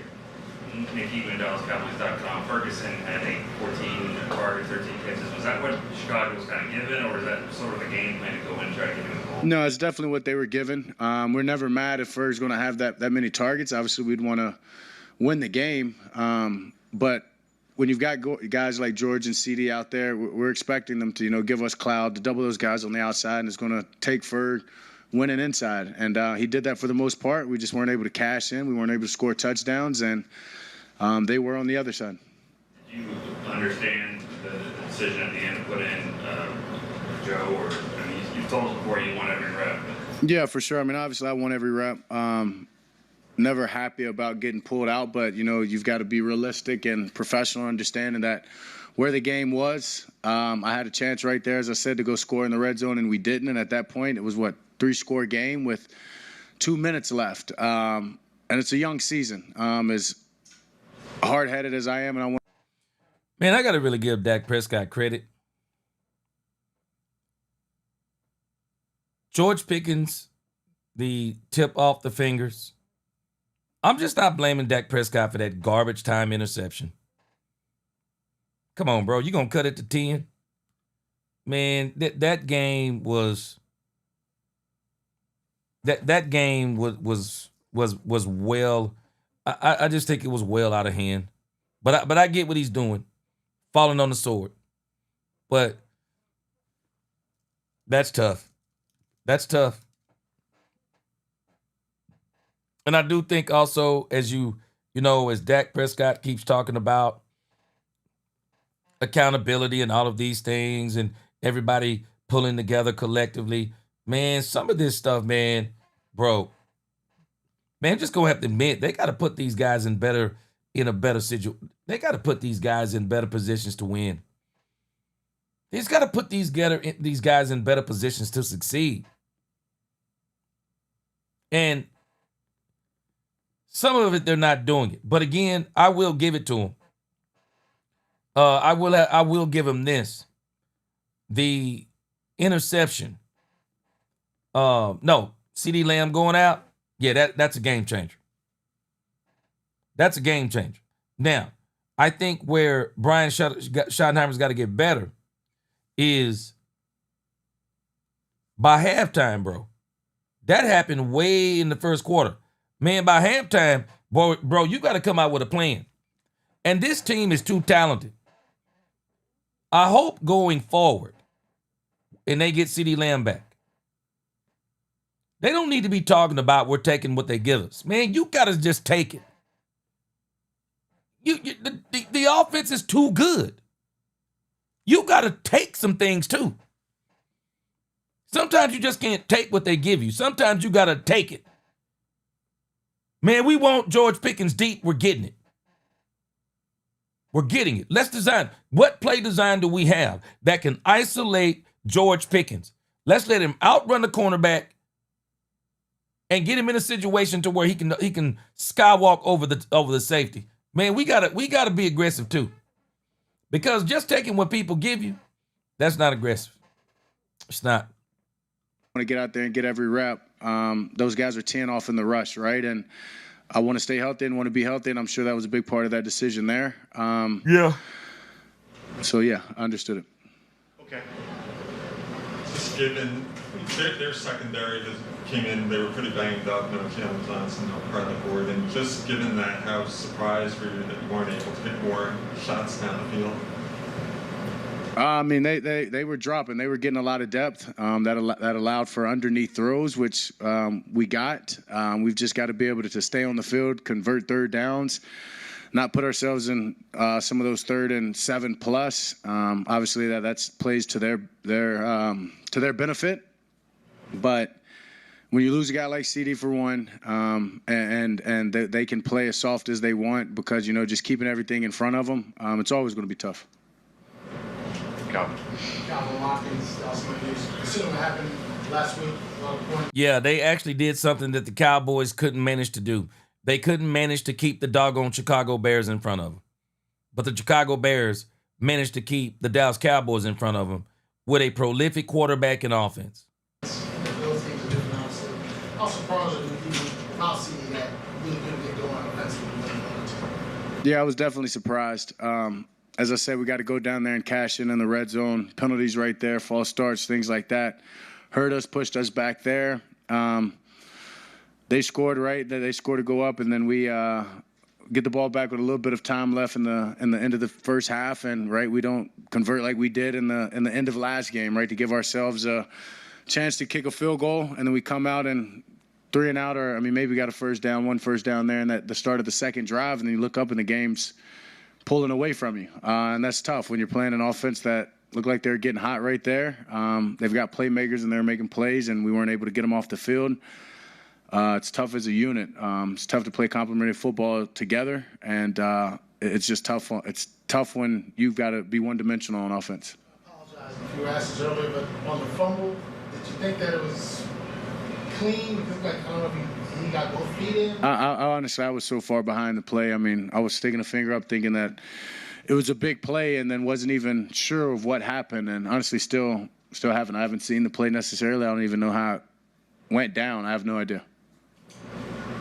On the interception in the end zone, can you talk about what you saw and what happened there? Yeah, good little crossing pattern, play we're very comfortable with. Thought I had GP was going to come clean. He got bumped up off his route, almost pushed toward the back of the end zone, and I came back, right, Tolbert's going to the back pylon.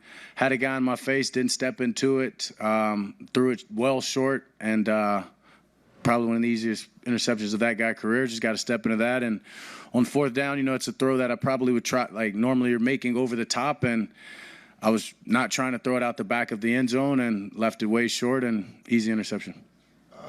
Is it demoralizing, though, having to keep up with an offense? I obviously play complementary football, but you watch them and they're scoring it easy, and it seems like it's hard for you guys to score because you have to take the underneath stuff too, and you're not getting the big chunks. I wouldn't say anything in this game's demoralizing.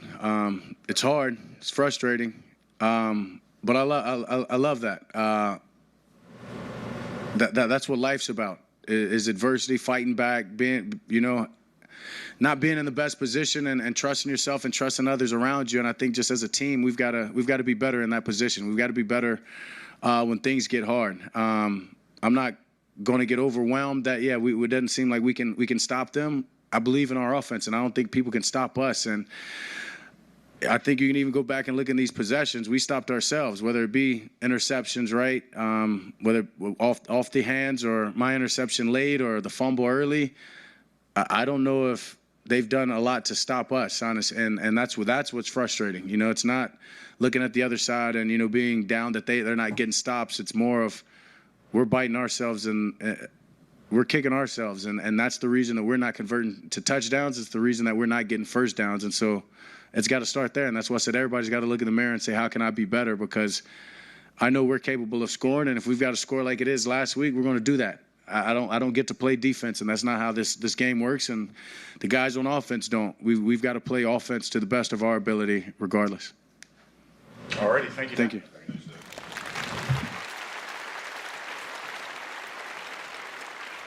Yeah, the Cowboys, though, man, I really do feel bad for Dak Prescott because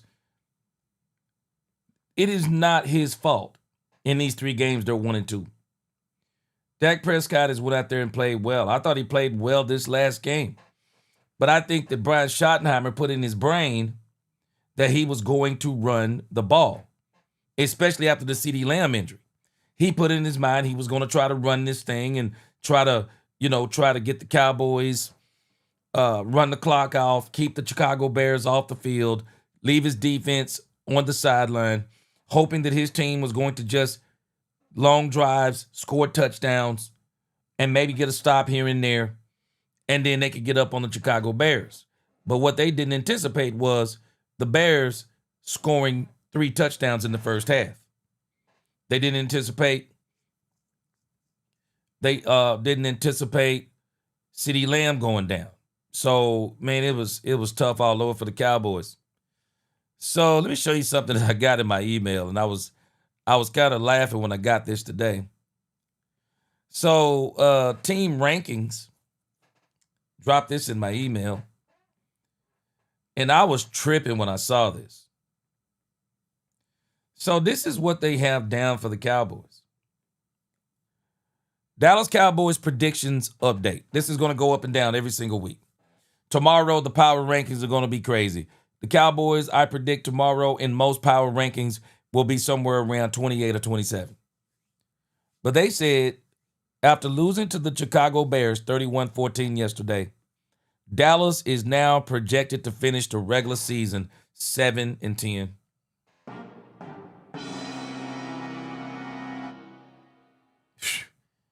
Golly. Boy, you want to talk about done gave up on the team. They have given up on the Cowboys. What y'all think about that? Let me catch up in the comments here. Ty Church, I think Bland's going to play this week. We'll be a lot better with Bland. C-Base said, fans, I don't see a change to Jerry Jones himself crossing. C-Base don't see it, man. He said Stephen Jones isn't even half the man Jerry is, so I think we get a real GM then. I think they probably just make Will McClay the GM. Oak Cliff Rockefeller, he said Love is going to test Diggs and deep ball attack as well. Copycat NFL. Oh, yeah. You better believe it. Lost in Translation said, I lay this squarely at the feet of the coaches. Simple stuff like running beyond the sticks to pick up a first down is fundamental. We have the talent. We need to coach them up.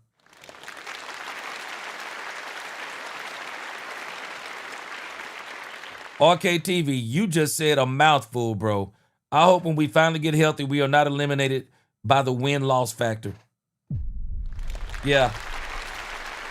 DJ Fat, he said, gee, I'm heated, man. He said, we are trash. We fixed the run problem. Now we got to fix the coverage problem. He said, I'm about to crash out. Don't crash out. Yes, sir. I feel you on that. Jawan Hunter, what up? He said, I'd rather see Shotty running the defense at this point. It might be better. Shoot. Might be better. Shadid, he said, Cowboys got me eating M&M's and drinking Red Bull, blowing up the road tonight.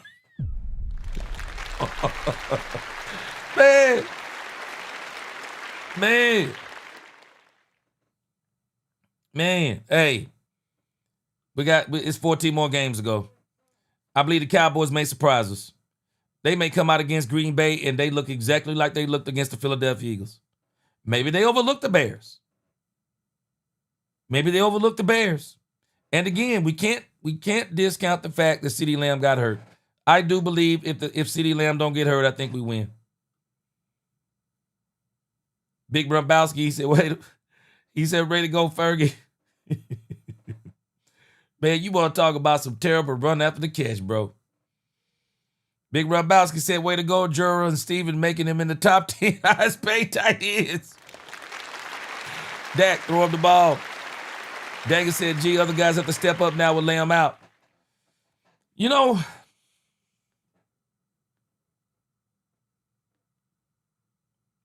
this is one of those situations for me. I really think you need 3 wide receivers in this league. I do. I think you need 3 top flight receivers.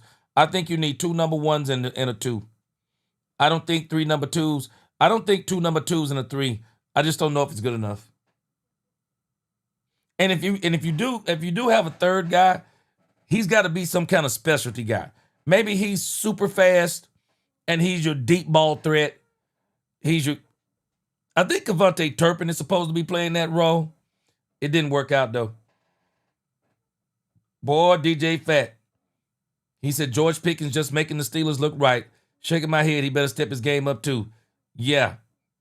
I'll tell you this. I think the Cowboys will still sign him if he has a low. Let's say he only gets 700 yards this season and like 6 touchdowns. Man, that'll be up the Cowboys' alley. Cowboys will be able to get George Pickens for if George Pickens, and I'm telling you, this next stretch of games is going to be important for him. If George Pickens can carry this team, him and Dak over the next 2 to 3 games, George Pickens is probably going, that stock is going to rise. But if George Pickens makes some more plays like he made yesterday, I think the Cowboys will still sign him. It just won't be for the kind of money that he probably thinks. So the next thing is they said the odds that the Cowboys make the playoffs are down to 11%, decreased of 15% since yesterday. They rank the Cowboys currently as the number 24 team in the NFL. Next game against the Green Bay Packers, our power ratings give the Cowboys a 35% chance to win. Wow, that in itself to me is amazing. Cowboys season record projection, 1-2. Projection for the remaining games, 6-8. Projected final record, 7-10. The more precise final record expectation for the Dallas Cowboys is 6-5 wins and 10.5 losses, slightly worse than the rounded projection above. Based on our projections, the Cowboys will most likely finish the regular season with a record between 8-9 and 5-12.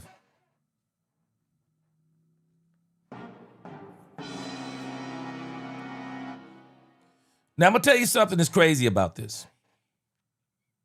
Something that's crazy about this. If the Cowboys wind up at a 7-10, the Cowboys got 2 first-round draft picks. That means that one of those draft picks, the Cowboys in particular, that draft pick is in the top, 15? I don't want that, though, but that's just basically what it is. People are thinking the Green Bay Packers are going to win the Super Bowl. I'm not there yet. I'm not even close. Even though they beat Detroit the first time, I don't think they're beating Detroit the second time. And that loss to the Cleveland Browns, that is the kind of loss that comes back and haunts you. That is the kind of loss that comes back and haunts you. The Cowboys lost against the Chicago Bears, that's also a loss that comes back and haunts you. Those games could be the difference between you being in the wild card and at home or being the 4th seed versus the 7th seed. Cleveland lost a big one. Green Bay lost a big one against Cleveland. Man, that's a big one. That's a game that you are supposed to win. The Chicago game was a game the Cowboys were supposed to win. So according to the remaining games, the Cowboys have a 35% chance against the Pack, 52 chance of beating the Jets, 42 to beat Carolina. They're predicting Carolina to basically beat the boys. That is crazy. You got, they're projecting the Redskins to beat the Cowboys, Denver to beat the Cowboys, Arizona to beat the Cowboys.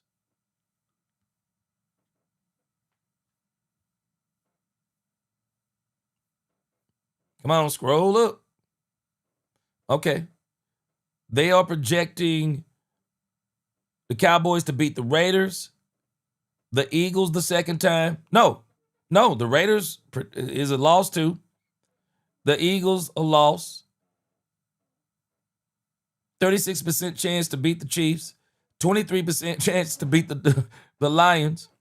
40% chance to beat Minnesota and the Chargers. 29% chance to beat the Commanders. 54% chance to beat the Giants. I don't even know what the other 6.5 games are. Well, okay, I see 1 against the Jets, 1 against the Giants. So maybe they're counting these ones in the 48s and the 47s. Maybe they're counting those as the other wins. Because that would be 1. So that would be 3, 4, 5. I guess 6. Man. Golly. Boy, they have no faith in the Cowboys. I'm not ready to go here yet. I'm still giving the Cowboys a chance to beat the Green Bay Packers. Maybe the absence of CeeDee Lamb and some of the changes they're talking about making, maybe they come out and play ferocious and they leave it out on the field at home and they beat Green Bay. I do think they have a great chance to beat the Giants. I mean, not the Giants, the Jets. Come on, man. The Carolina Panthers, the boys got to win that. Washington Commanders game, we'll see. The Cowboys are basically on them. We'll see. I'm pretty sure CeeDee Lamb will be back by this game. I'm sure they'll be back by this game. Denver Broncos, it's going to be a real tough out. Arizona, I still say we can beat them. Still say we can beat the Raiders. Still say we can beat the Eagles. I thought the Eagles, they got this mixed up. The Eagles are coming to Dallas. I think we can beat the Eagles because we were in Philly the first game. I think we can beat the Eagles. Kansas City, I think we can beat them. Detroit, I think Detroit is about to go on a wicked run. I'm serious, man. I think Detroit is about to go on a wicked run. We'll see what that look like. Minnesota Vikings, we'll see what that looks like. I think we could beat them. Chargers, real tough out. I still say we got a chance. Washington Commanders. Okay, I see what they're doing. The at games are the games at home. I mean, on the road. I see what they're doing. I do think we beat the New York Giants the last game of the season, but this is what they got for the Cowboys. Them boys done counted the Dallas Cowboys out, y'all. They done counted the Dallas Cowboys out for the count, man. Golly. I'm not ready to go that far yet. Again, I'm still giving the Cowboys a chance against the I'm still giving the Dallas Cowboys a chance against the Green Bay Packers. I didn't say it wasn't gonna be tough, but I think they have a chance. All right. Jerry Jones, he looks totally different than what he did last week. Jerry, I already know he about to get it, boy. Right, man. Really want to give the Bears a real attaboy. I really thought we came out and were ready to play. I thought we had a lot, and they were able to take several plays and just keep hitting us right on the nose with them, and that ended up being a big difference in the game. But give the Bears a lot of credit. Huge win for them, as it should be here at home, and plus with what they're trying to do with their franchise, the Bears are the Bears. How concerned are you with the big plays again on defense? Well, those big plays on either side will eventually take the heart out of you when you get a bunch of them. And I will tell you, I thought a lot of our team really hung in there, getting hit on the end of the nose with some pretty big haymakers there. Those, what we call dominant plays over 20 yards. And those will take it out of you finally. Not only do they take it out of you field position and scores, but it'll take it out of you too. I thought our guys hung in good. We came out ready to play. I thought we ran the ball about as well as I've seen us run the ball. But it wasn't enough when you have the guys open that we've got, and some of the things we did to that fumble hurt us on that first drive. But in general, they came back out the second half, though, and took it to us physically. So give them their due. And what's your level of concern with CeeDee Lamb?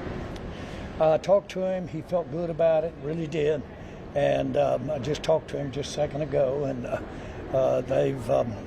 he thought he could go, so that's a good sign. And then the doctors told him that they thought it was not as serious as it could be. So all that's right. He was trying to kind of politic his way back on the field. He was trying to talk his way back on the field. Was it just out of prudence to not put him out there? Why not there's no doubt in my mind that he would have gone out there hobbling around if you let him. But let's just keep our fingers crossed. You see the difference he can make in a ball game, but not being out there for us today. Yeah, how much did it hurt you guys? How much did it hurt you guys to lose? Well, I want to give the Bears a lot of credit here. They were able to really effectively make big plays against our defense. Had good, really, those 2 turnovers, all of that. I thought we'd come back out the second half, and I thought we'd run the ball on them. Instead, they did a good job of making that, 18-play drive or 19 plays. And, that was a backbreaker. After having the big play first half, came back out and just ground it out for a touchdown. Backbreaker.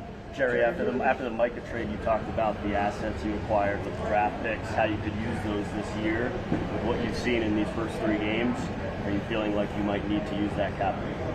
Well, of course, to use that capital, you've got to have the opportunity to use it. And frankly, no matter what I had seen in these first 3 ball games, if I had the opportunity to really do some good with those picks, I would do it. Yeah. And we've got them, and that's one of the advantages for, if you will, making the trade. But do you feel more urgency maybe now after what you've seen? Well, not necessarily. That implies that being more urgent, I can create an opportunity to use them. That usually doesn't work that way at all. You've got to have something that comes your way that's really special. And if you've got the currency to do it, which in this case it would be draft picks, we'll do it. Jerry, are you concerned with... I'm just telling you, I don't really see a lot of teams out there. You know, you think about when you start talking about 2 first-round draft picks. And you got teams, let's just say you need cornerbacks, and you got first-round draft picks. Well, there are only a couple of corners that when you start talking about first-round draft picks, there's only a couple of corners that come to my mind.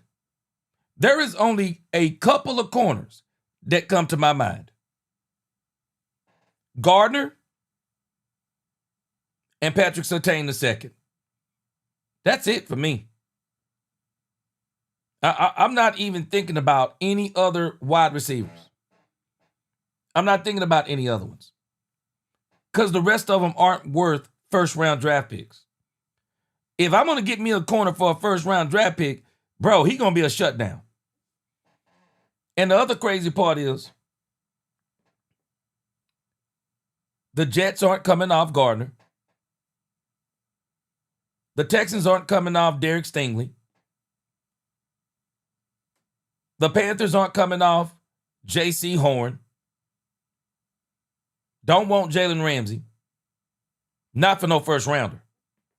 Patrick Surtain II. They're not coming off him.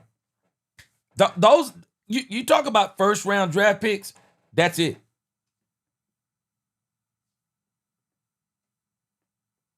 Denzel Ward. Now, Denzel Ward is a beast. Denzel Ward for the Browns. I just don't know if it's a first rounder for Denzel Ward. I really do think at this point, we're going to see how this thing continues to play out. But, man, we may have to just understand that the Cowboys just kind of want to see what they can do this year and see if there is somebody that comes along and makes some kind of offer to say, hey, and the only way you're getting that offer to me, that opportunity that Jerry is talking about could only come from a losing team. A losing team with a star player. A losing team with a star player that want to get from under that contract and want to start kind of rebuilding.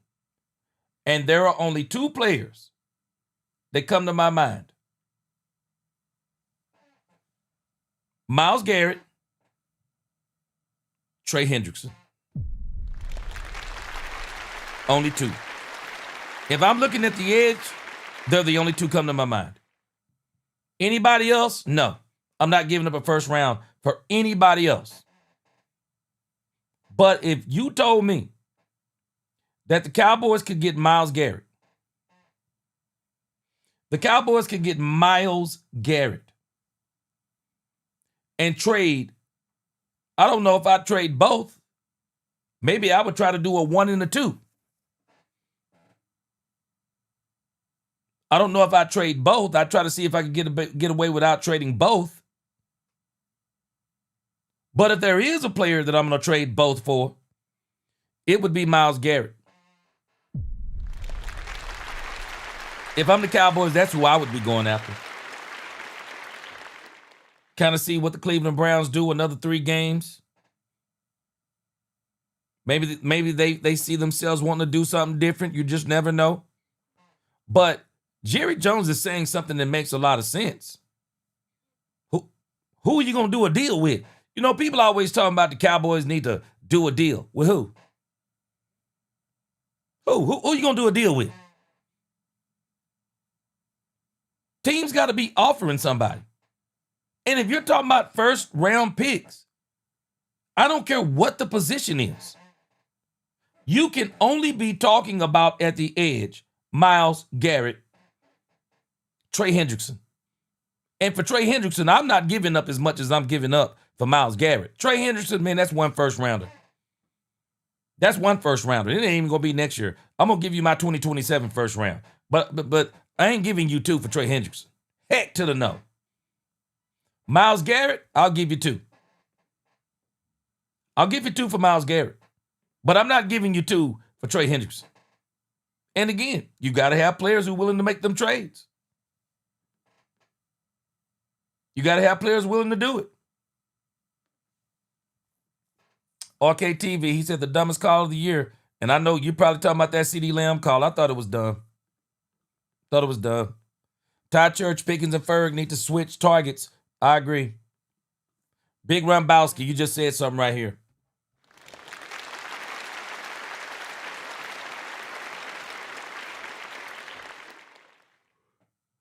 Rumbowski, tell me what you think about this.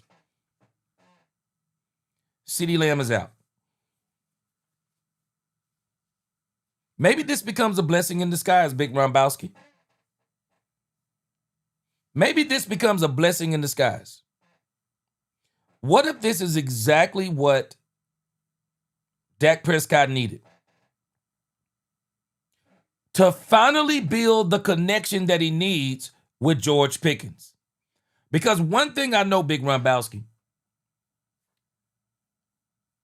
unless CeeDee Lamb couldn't play, unless he just couldn't play, I don't think that Dak and Pickens were going to build the chemistry that we're looking for, probably way beyond midseason. We're probably talking about the 10th or 11th game. But even then, with CeeDee Lamb on the field, I don't think he would have ever chose games to make George Pickens the primary receiver. Because I don't think Shotty would have did it. I don't think Shotty would have made him the primary receiver on the play. Shotty let us in on the secret. Shotty said when he called plays, he don't think of plays. He think of players. And so if I'm thinking of a play, and Shotty's thinking of a play, he's thinking of CeeDee Lamb, I'm sure. Yeah. He said Pickens is getting targeted, isn't getting targeted early because Dak always has his mind made up before the snap where he wants to go, keeping him from seeing the whole field. Nobody wants to admit it. Big Rumbowski. But again, let's also put in there that Shotty himself said, when he calls plays, he calls players. In crunch time, he calls players, not plays. Some of that is on Shotty. But now maybe we get what's needed. Dak plays 2 or 3 games with George Pickens, and they really get a connection going. DJ Fat, don't send that jersey back yet. He said he just bought a Pickens jersey. He's about to send it back. Don't send it back yet. C-Bay said if you have a guy like Jaden Blue, regardless of his maturation or his etiquette, you have a guy with that speed, you don't keep him on the bench. That's mismanagement and it's negligence. C-Base, you already know I'm agreeing with you. I'm sorry, but running back translates so easy to the NFL. It translates so easy. Hey, bro, run right, run left. Let the dude find his own. I mean, you just got to do it. You just got to do it. So, Boy 23, you said Dennis Allen makes Tom Brady look like a 6th-round draft pick. Dennis Allen. Okay. Oak Cliff Rockefeller, you already know I agree with you again. Blue needs to get involved. Screen game needs feeding. Jaden Blue should be running the plays they tried to get CeeDee Lamb to run. Big Brownbowski, you're making the point. He said, I could understand Lamb's injury having a major impact if Chicago wasn't already missing their top two cornerbacks. The remaining wide receiver group for Dallas should have been more than enough to get a W. Some of that was play calling. Yep. Some of that was play calling. Yeah, Chanel, I think that they mentioned this. Pickens was being played by shadow coverage by 2 high shell cut variations. All their defensive coordinator, Allen, ran a lot of dime coverage. Yeah. And hey, Chanel, this is why I say they don't do a good enough job of scheming Pickens open. You got to find ways to try to get him ISO. You got to find ways to do it. And at the very least, flood one side of the zone. Let CeeDee Lamb beat the cornerback and throw the ball to where he can get it, that he can get it from the safety. They're going to have to take some chances. They're going to have to be a little bit more aggressive. Because if you're going to keep just giving, if you're just going to keep taking what they give you, well, they're only going to keep giving you what you're taking. Somewhere you got to start figuring out, like, how do we take some of these things? How do we take something? How about we not just take the fact that they're going to let us dink and dunk? How about we say we're going to take something? What up, Robert Simmons? Yes, sir. Cowboys after dark. The state of your pass rush right now seems like they're kind of struggling to get home. Well, I think when it compromised us with our 4-man front up there today, and of course we want to try and get there in this defense with that 4-man rush. We weren't getting there, plus we weren't covering, and that's a bad combination, and that's. I don't understand why the Cowboys are beating themselves up against. Why are they beating their heads up against the wall? Rushing 4 and dropping 7 is not working. How about you rush 5 and drop 6? How about you go dime? How about 1 linebacker and 6 defensive backs? How about that? One of the ways they used to stop Lamar Jackson early on is they would put 6 defensive backs on the field. Maybe the Cowboys should go to that. Put your package in there with Maurice Leafau.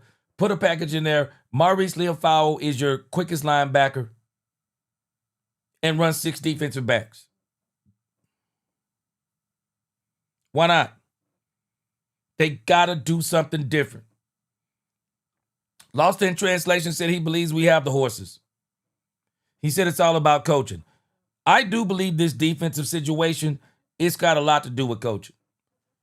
Eberflus is calling defenses based on what he doesn't have. He's not calling the defense based on what he does have. That don't make sense to me. You got to call the defense based on what you do have. Stop complaining silently about what you're missing. Okay, what do I have? How can I run? What can I run? Okay, who do we got? What's their strengths? What's their weaknesses? How do we put them in a position to win? I'm sorry, but for me, I said it damn, I'm gonna say it again. Bro, you're getting beat dropping 7, rushing 4. Well, why not get beat rushing 5 and dropping 6? I'd rather somebody be running wide open and you beat me than me saying I'm covering you and they still running wide open. It's crazy, man. Crazy.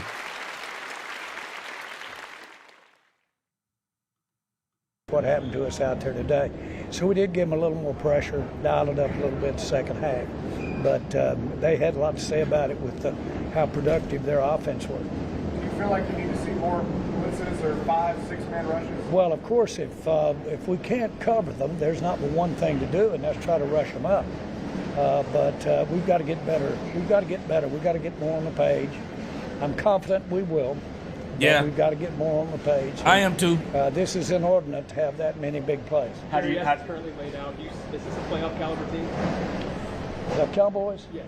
I will tell you, yes. And it's because you saw number 4 out there today, and you saw what I think we're capable of doing in the running game and that type. I don't care who this statement makes mad. I 1,000% agree with this statement. They just asked Jerry Jones, does he still see the Cowboys as a playoff team? People will make you think that Jerry just gave an obligatory senile answer and said yes. Jerry Jones gave his reasoning for why he believes that they can go to the playoffs. And you know what that reason is? We're going to have to be honest unless we see something change on this defense. The honest truth is, the way this team gets to the playoffs, the road to the playoffs is going through Dak Prescott.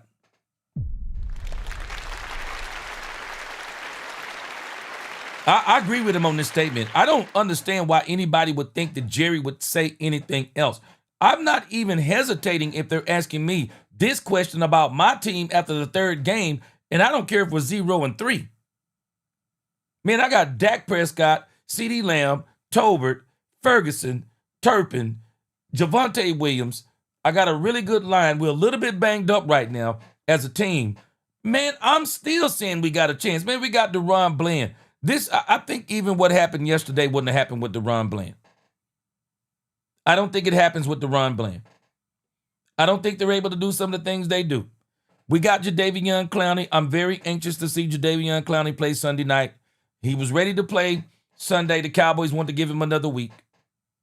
I believe they thought they could win the game without him. They didn't anticipate CeeDee Lamb getting hurt. CeeDee Lamb don't get hurt, it's probably a different game. But why wouldn't you say? Why wouldn't you say we're a playoff team? Man, it's Overreaction Monday, but it's Tuesday now for me, man. I'm back to my regularly scheduled program. Does this team got some work to do? Does it have some adjustments to make? All of the above. But I got to look at what they have. Man, you got one of the best quarterbacks in the league, top 3 wide receiver, top 10 wide receiver in Pickens. According to the stats, you got a number 1 tight end in Ferg, but let's go ahead and be real. Let's put Ferg somewhere back there around 10. Javonte Williams is literally running like one of the top running backs in the league. Your offensive line, when it's healthy, it's pretty darn good. Your defense, you have one of the top defensive tackle tandems in the league. You got defensive ends. Sam Williams has been a disappointment. Dante Fowler's been a disappointment. I really think the changes they're talking about making, I believe the changes they're talking about making is giving James Houston more snaps. Nealon more snaps. And Jadeveon Clowney, you better get ready. Jadeveon Clowney going to probably run 20 or 30 of them snaps. And if he's playing well, he'll be getting 30-plus snaps. By the game after Green Bay, Jadeveon Clowney will probably be up to 40 snaps. The linebacking crew. I got a feeling one of the changes they're going to make, Maurice Leafau, snaps are going to increase. He will be splitting snaps with somebody or getting a few more than them. I believe Maurice Leafau is probably going to start playing in Sanborn's place some. Either Sanborn or Damone Clark. Take your choice. Safeties. As much as he talked about Donovan Wilson and Donovan Wilson and Malik Hooker, I think we're going to start seeing Bell and Wanye Thomas some. I don't know if they'll let him fully take the role, but I do believe we're going to start seeing them getting some snaps in the Green Bay game. Now, the cornerback thing, we don't have to worry about it. We're going to have DeRon Bland back in the fold. DaRon Bland is going to really shut some things down for the Cowboys. And I think they're going to play overall better defensively. And so you got Demarion Overshown coming back.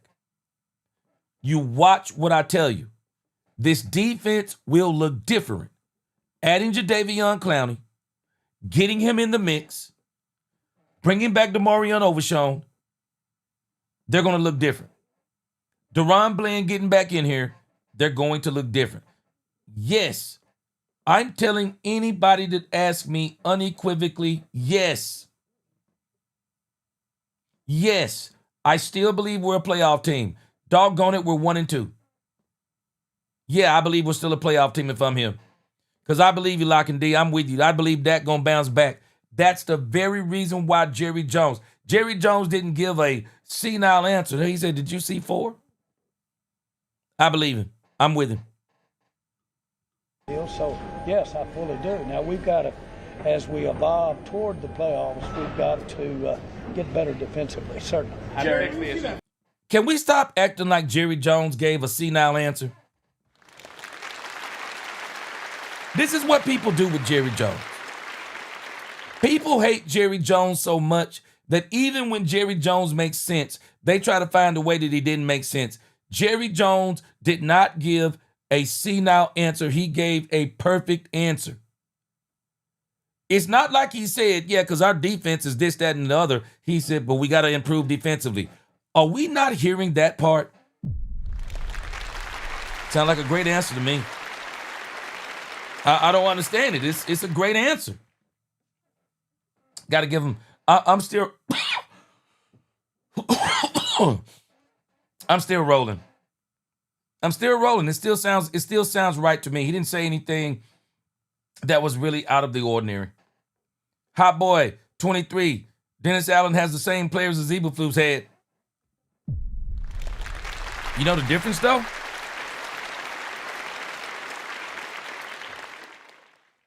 Hot Boy. Chicago has better safeties than the Cowboys. You don't have the same players. Had some of the same injuries. Not the same players.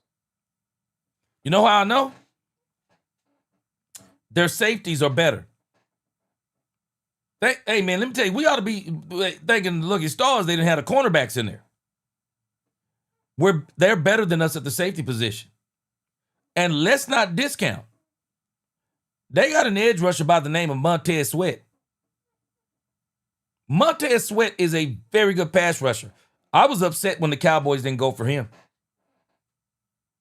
I believe the Cowboys should have went for Montez Sweat. Because when you pull up the top paid edge rushers, let's see if we can pull this up. I don't understand why the Cowboys didn't go for Montez Sweat. I was mad when they didn't go for Montez Sweat. Look at the contract. The contract for Montez Sweat is a joke.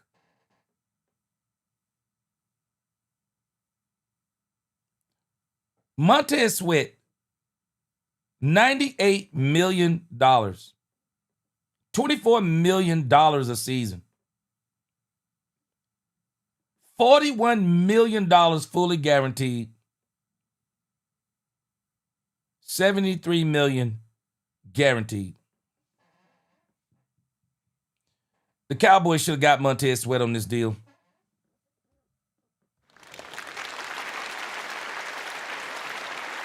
Montez Sweat with Donovan Ezra with Kenny Clark would have been insane. It'd have been absolutely insane. I think the Cowboys missed on that one. And I think had the Cowboys known a little bit earlier that this thing with Michael Parsons was going to go off the rails,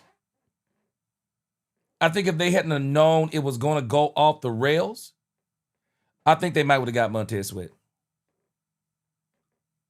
Secondary. Going on out there, and it looks so confusing out there. How does that get fixed? And what's your disappointment as you watch it play like that? Well, I think it gets fixed individually. Each person resolves to be more focused on their not only their assignment, but what they're trying to accomplish as a group back there. And I think that's how you get better. And I look forward to it being better. And I think we've got a lot of room for improvement without trying to be trying. Jerry, That's when what you you said last week. Again, saying it doesn't make it so at all. But that's what I'm giving you, how to do it. But then they've got to go out and do it, and continue to work on it. Obviously, we made adjustments in the second half and got a little more pressure, and that's Now, I think people got to really listen to Jerry Jones on this. I don't think people are used to Jerry Jones talking football in a way that makes sense. But the reality, what Jerry is saying, it actually makes sense. It actually makes sense what he's saying. Because I still say we got some kind of combination of something going on here. Why would Brian Schottenheimer be saying that we're going to simplify the defense? And you're already running. Can it get any more basic? You're running cover 2 or quarters. Zone defense. Does it get any simpler? Now, I'm understanding 3 different defensive coordinators, 3 different seasons. But Matt Eberflus's defense, from everything I've heard, it is simple. Why are we talking about simplifying it? Are we saying that the players, whom the only player that held out was Micah Parsons or held in, these players have been here since OTAs, training camp, preseason. And we don't have this. We don't have this. And again, scheme is a problem. It seems that some of this is a scheme problem, but I also think this is a personnel problem because I just don't think, contrary to what they keep saying, I just don't think that Malik Hooker and Donovan Wilson can do what they're asking. They couldn't do it last year. We've been complaining about these 2 safeties. I believe now this is the 3rd year. I don't think Jerry is saying that they have to go out and do it. I think it seems to me they're beating their heads against the wall on this part. I just don't know how many times you have to tell Donovan Wilson and Malik Hooker to play back. I'm struggling with that part. I just need more clarity on this. But Jerry isn't saying anything out of the scope of reality. I'm just saying, and I'm going to say it again. I posted this on X. If Donovan Wilson and Malik Hooker can only play in the box and be run support or blitzers, to blitz the quarterback, but if they can't play zone coverage and make sure nothing gets behind them, do we not realize they are not fulfilling the safety position? That Donovan Wilson and Malik Hooker are bona fide linebackers in defensive backs' bodies. Linebackers, if you told me that Sanborn, if you told me that Damone Clark, if you told me that Fred Murray Jr., if you even told me that DeMarion Overshown couldn't get far enough back as linebackers so that nothing could get behind them, I could clearly understand that because I would just tell you, bro, they're linebackers. We can't be saying this about safeties. They're safeties. If they can't play far enough back, they're hazards. They're not safeties. I don't understand today. I'm very interested in what they're talking about with these changes, because the very two players that he said that the reason why he believed they can make these changes is because of Donovan Wilson and Malik Hooker. They're the very two people that needs to be changed.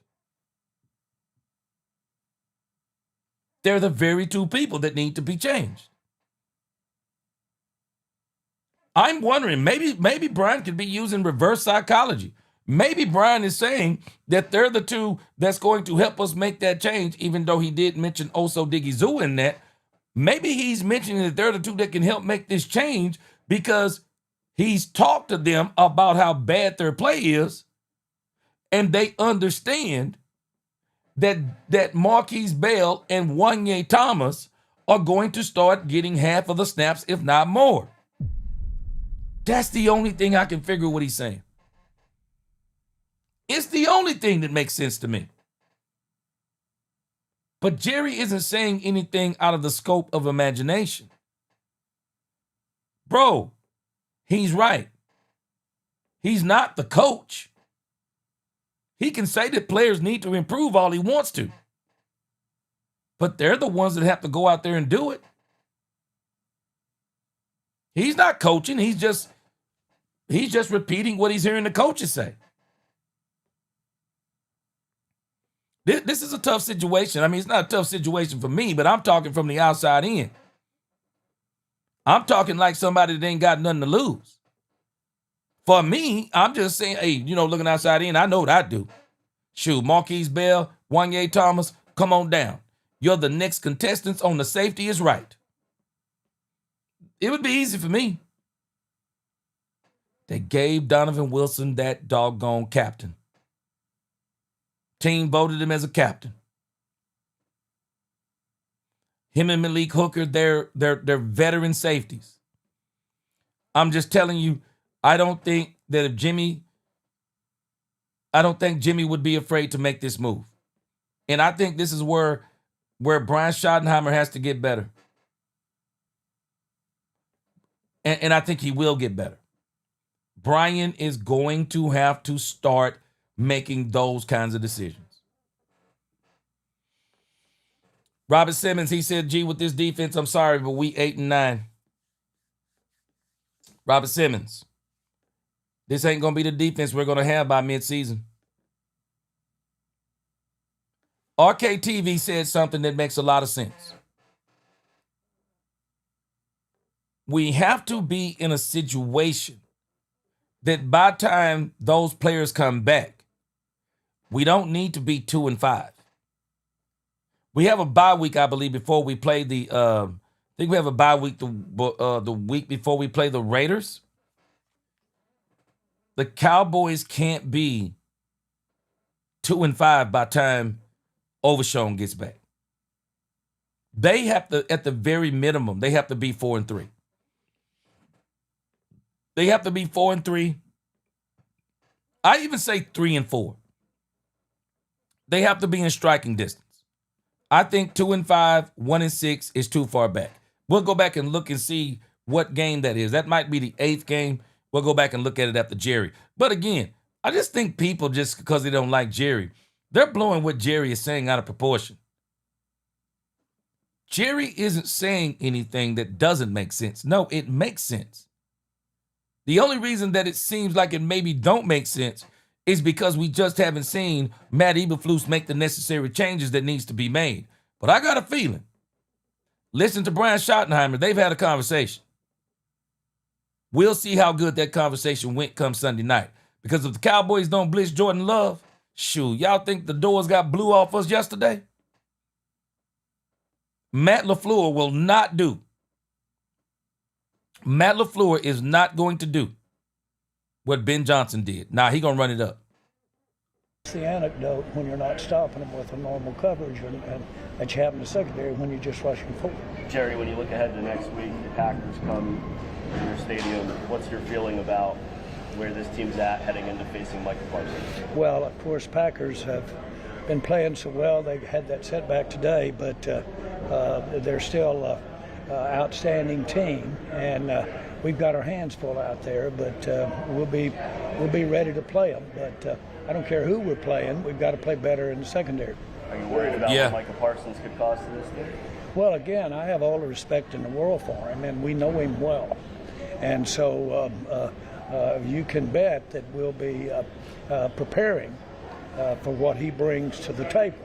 And we'll be trying to come up with some antidotes for it, too. They will. The way that your relationship with him ebbed and flowed over the course of his time in Dallas, what will it be like to see him in another team? Well, I like Micah and enjoy his family.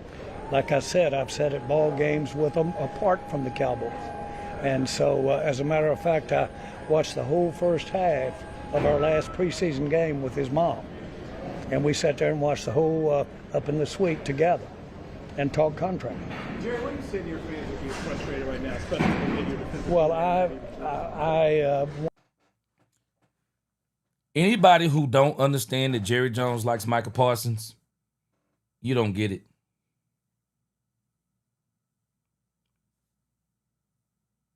Jerry Jones could have traded Micah Parsons anywhere he wanted to. There's nothing that Micah Parsons could do. There was no kind of clause in his contract that said that Jerry couldn't trade him. He was going to pass the physical. I don't care what he was saying was wrong with his back. It's amazing that back stuff went away after the first week.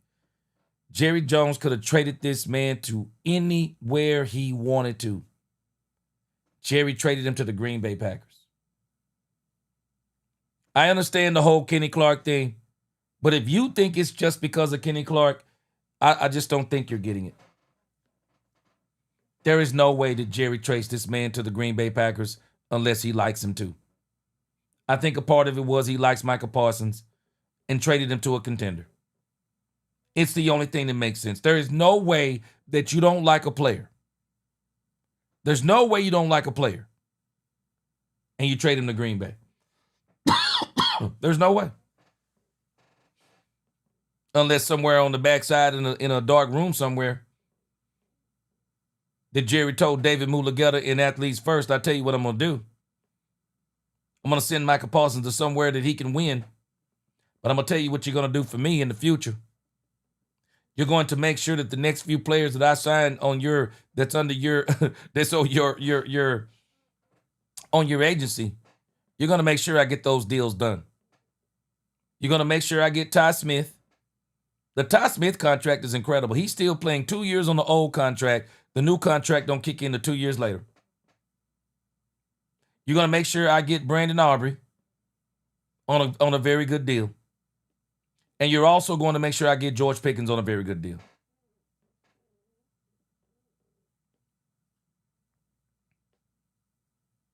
Robert Davis, he said it's good they took Dak out of the game when they did. The Bears defense was going for his knees. Boy, that was crazy, wasn't it? That's sad. Yep. Yeah, that was crazy right there. I think it was good they took him out too. Yeah, Chanel, I agree with you. He said, why did they not make the same comment for the Ravens 1 and 2 for the Chiefs 1 and 2? Are those teams going to finish also with a 7-10 record? Well, you know, it's funny, man. People will talk about the money that Dak Prescott makes, and then you start talking about the money that Lamar Jackson makes. He's only got one more playoff win. And he is supposed to be an exponentially better quarterback. He's probably one of the most athletic and talented quarterbacks in the league. And let's be honest. Shoot, what season has the Cowboys been better than the Baltimore Ravens? Please tell me. The Baltimore Ravens are one of the best ran franchises in this NFL. And they continue to fall up short. And it looked like they they better really get it together, man. They better really get it together. They're in a tough, man, the AFC is tough.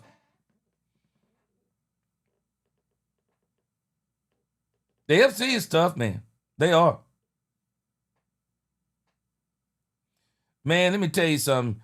He says, G, if you're thinking about another wide receiver, who you thinking? You know what? I'm thinking in the terms of the Cowboys. Cowboys are not going to go out there and trade for a wide receiver. The Cowboys got signing George Pickens on their mind. I'll tell you 2 wide receivers that come to my mind that I think you could get them for a very good price, and I think they would pay dividends because I think that they may actually be a step above our number 3 wide receivers. My son mentioned one of them to me tonight, and I had totally forgot. If I were the Cowboys, I would talk to Amari Cooper and see if he wanted to play this year. I don't think that Amari Cooper wanted to play for the Raiders. If the Cowboys would apologize to him after the junk they did to him, they might be able to convince Amari Cooper to play with Dak Prescott, CeeDee Lamb, and George Pickens. Let me give you my third player. Boy, y'all can totally disagree. Y'all put it down in the comments. Y'all tell me if y'all agree or disagree with the second wide receiver. I believe the Cowboys should seriously think about kicking the tires on. Odell Beckham Jr.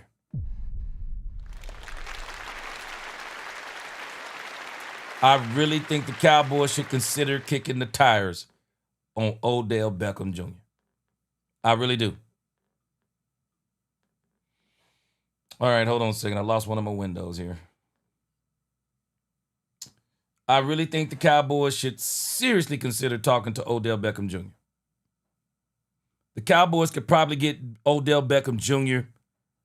dirt cheap, super dirt cheap. I believe Odell Beckham Jr. still has something left in the tank, especially if you're talking about a third wide receiver. Odell Beckham Jr. has already said that if he comes to a team, he wants to play. He said he understands that he doesn't, that he's not going to be that player. But he also said he understands that he would want to come onto a team and just help them win.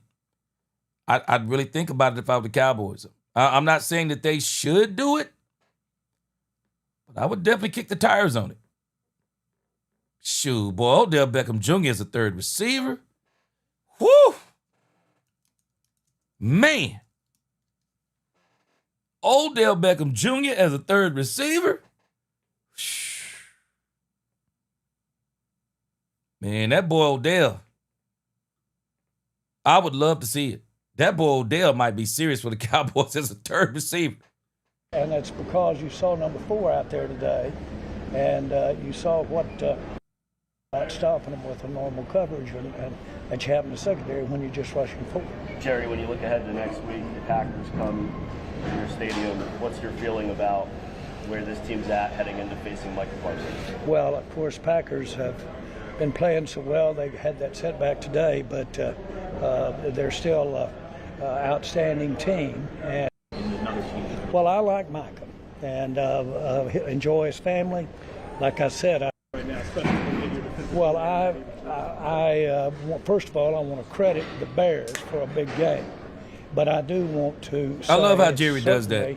Understandable why we would all be frustrated, and I do understand their frustration. And we've got to do what you have to do. If you're not going forward in the NFL at this stage of the year, if you're not making positive steps, then you're losing ground. Because everybody starts off, they've got to make adjustments along the way for injuries and for depreciation in talent that they'd counted on. But there's a constant adjustment going on right now.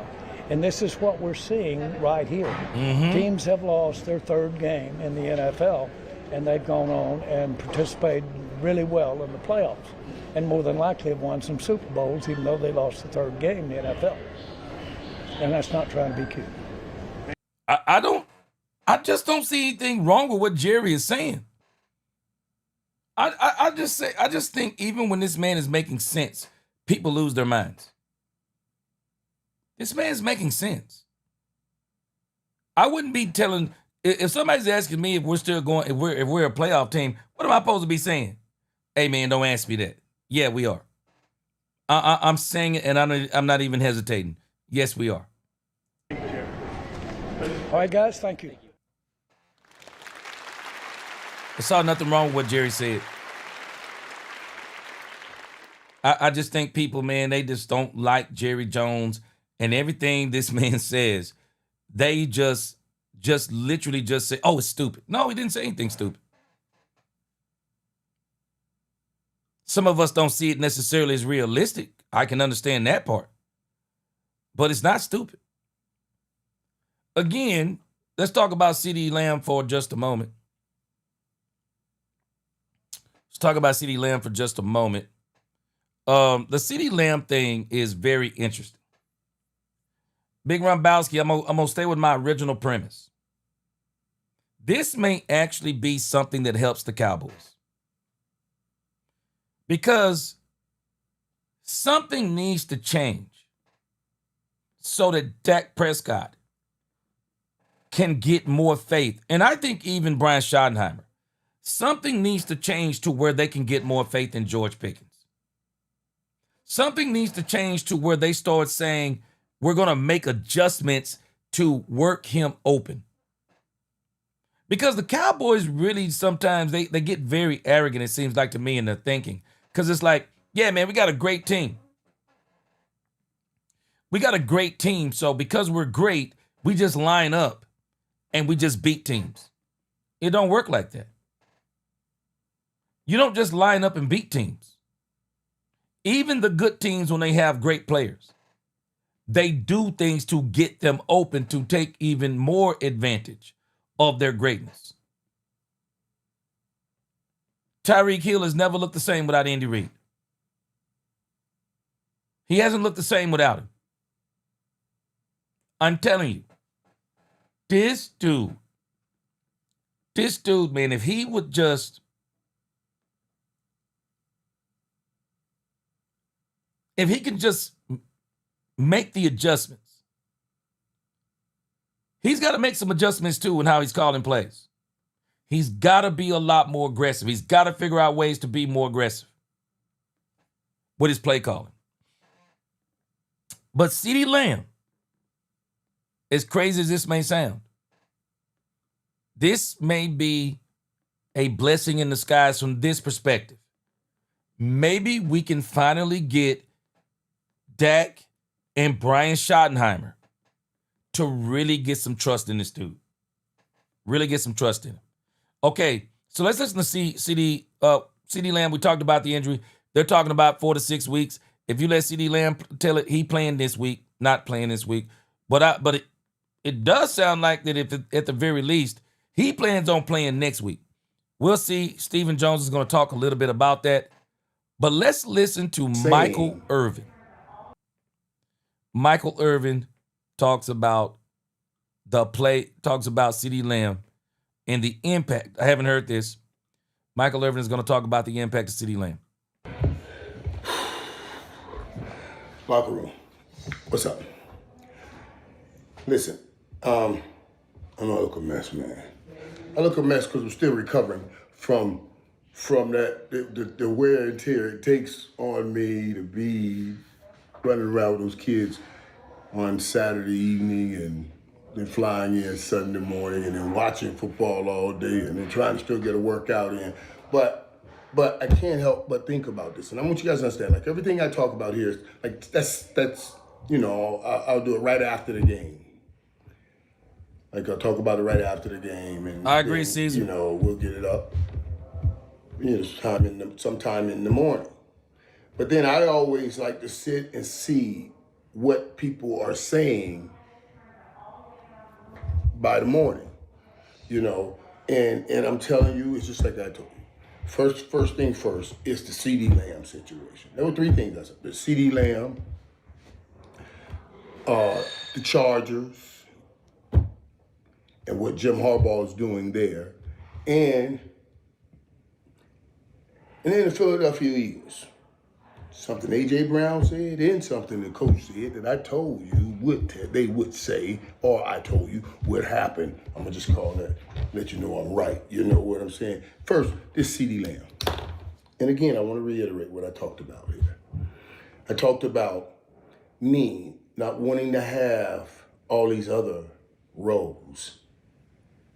And that was back then. Now, the role of CeeDee Lamb, I told you guys, I don't understand it. Back even when I was playing and wide receiver had a value, but running back had a great value and probably even a greater value. And that was back then, and I still didn't want to go and play any running back because I got to get to 300-pounders to get that one damn yard. Oh, I got to hit.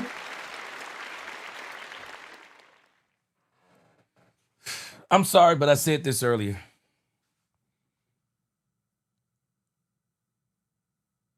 That play with Brian Schottenheimer got too cute. That don't make sense to me. Why would you have CeeDee Lamb running the ball? That just doesn't make sense to me. And Michael Irvin is making all the sense in the world. You want this man to run up against 250 to 300 pound plus linemen and linebackers. Stupid. 300-pounders to get that 1 yard. When I can go out here, run a route, position a 190-pounder, and make that catch. Now, this is much more amplified today than it was even when I played. Now we lose CeeDee Lamb for 3 weeks, 3 to 4 weeks, like I told you, and I have to sit here and question, is this season over for the Dallas Cowboys? In week 3, because it's going to take a Herculean effort to get in this thing. Let me give you the numbers now. Being right now 1-2, facing Green Bay Packers and a mad Michael Parsons, knowing you won't have CeeDee Lamb for the next 3 to 4 weeks on a minimum. They're not even going to look at it for 14 days. And I want you to understand, 14 days in the National Football League is almost like 5 years in real life. Boy, this man, Michael Irvin, is spitting. Boy, this man, Michael Irvin, is spitting. I said the same thing. I don't understand. That play was so dumb. So dumb. Why? I don't understand it. If you want those types of plays, bring up Jaden Blue. I don't care nothing about the fact they're talking about blocking. I don't care nothing about, oh, he ain't reading the plays. Man, I'm sorry. When you got that kind of speed, I'm going to make it this simple. This going to be a pitch to the right. You do what you do. Run between Cooper Beebe and Ty Smith. Do what you do. I don't need to get elaborate with this man. I can just get this man to focus on 3 calls. That's all I need for him. Everything I'm doing for him is speed. That's all I'm doing. I don't need Jaden. I'm just being honest. I don't need Jaden Blue at this point in time to know the entire playbook. And I'm not buying all this stuff. Hey, he lazy. We shouldn't play him. Man, if he lazy and we not playing him, well, what are we doing with the guys that we're saying that's not lazy and they're getting tore up out here? Nah, man, this dude is a weapon. This dude's a weapon. Speed kills. Most people, if they got a player that fast on their team, the dude is playing. And they're not talking about blocking and gunner assignments. Bro, you coming up for one reason and one reason only, to run that rock. It makes no sense that you would have CeeDee Lamb doing this. Brian Schottenheimer may live to it. He might not ever say it out loud. But this may be one of them things he could literally live to regret this season. But I don't think it's that crucial because, again, we've already seen the schedule. The Cowboys got the Jets, the Panthers. Even though I think even those 2 teams are going to play them good, they should still be able to beat them with Fields and the other kid. That's a long time. That's a long time. Yeah. It's a long time. I mean, the way they treat them, ice cream, treat. That's a long time. And if they're telling you they'll reevaluate in 14 days, yeah. That's, yeah.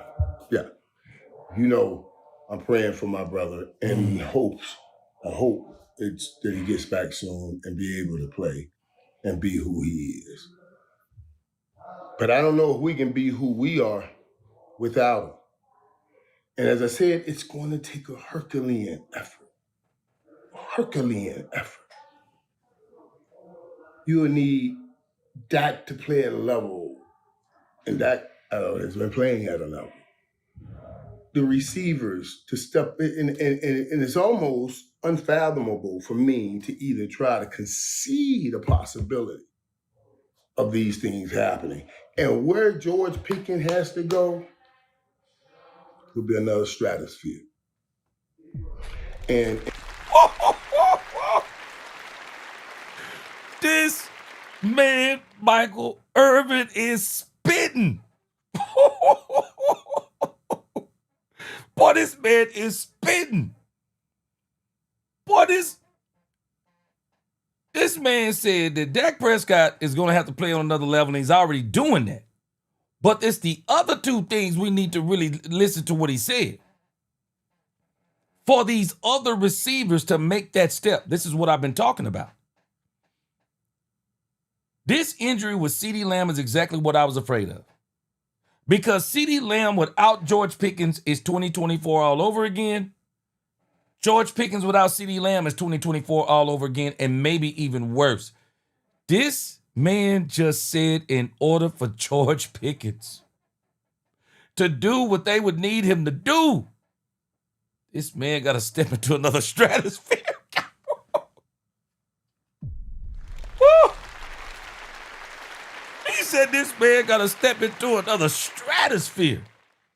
Woo-wee. Boy.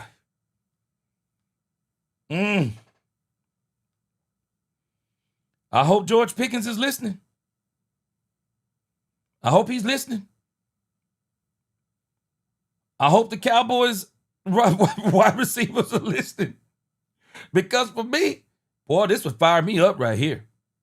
Shoot, this would fire me up, man. This would fire me up. This dude said he gonna have to step into another stratosphere. Michael Irvin is using some words that I be using in my personal life, telling people Herculean efforts. Unfathomable. Shoot, boy. And George Pickens having to have to go to another stratosphere won't be just about his skill. This has to be about his will.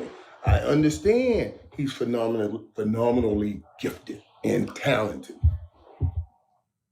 But you gotta phenomenally want it, be it, and gotta be able to try to do all things the right way every time, at least win in every way. You know, and that's a hard thing to teach a man to have time to morph into it. It's an even harder thing to just tell a man he has to jump into it. You were in the process of trying to teach George Pickens, show him, and this is his first time playing with, come on, let's stop playing, a true blue like CD. So now he had the chance to see it every day, and you think, okay, this will start rubbing off everything, the way he does it, how he practices, everything. And you want him to learn over the course of the year so he can learn how to become a number one. Now you just got to push him on out there to become that number one. That's not an easy task. This dude is spitting. This dude's spitting.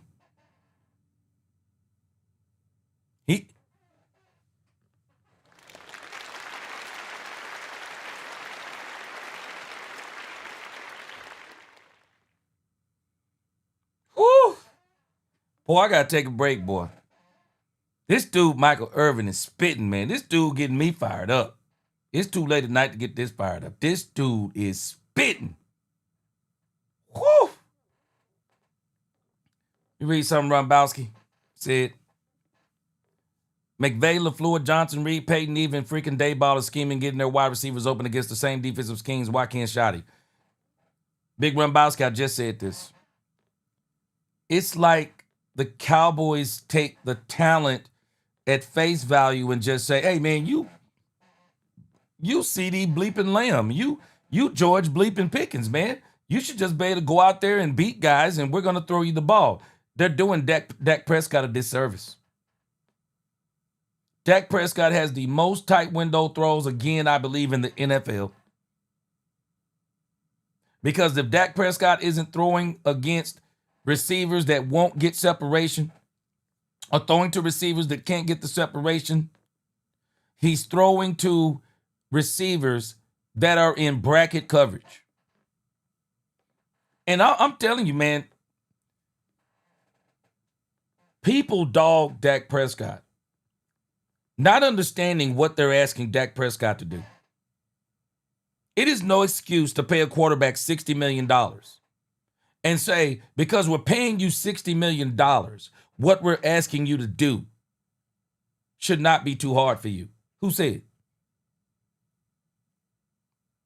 People try to do this to people at jobs sometimes. Hey, you getting paid this much. You ought to be willing to stay over when nobody call in. When somebody call in? Who said?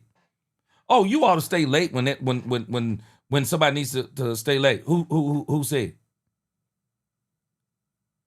That's not what you're paying the best players for. That's not what you're paying. No, you pay the best players because you're saying,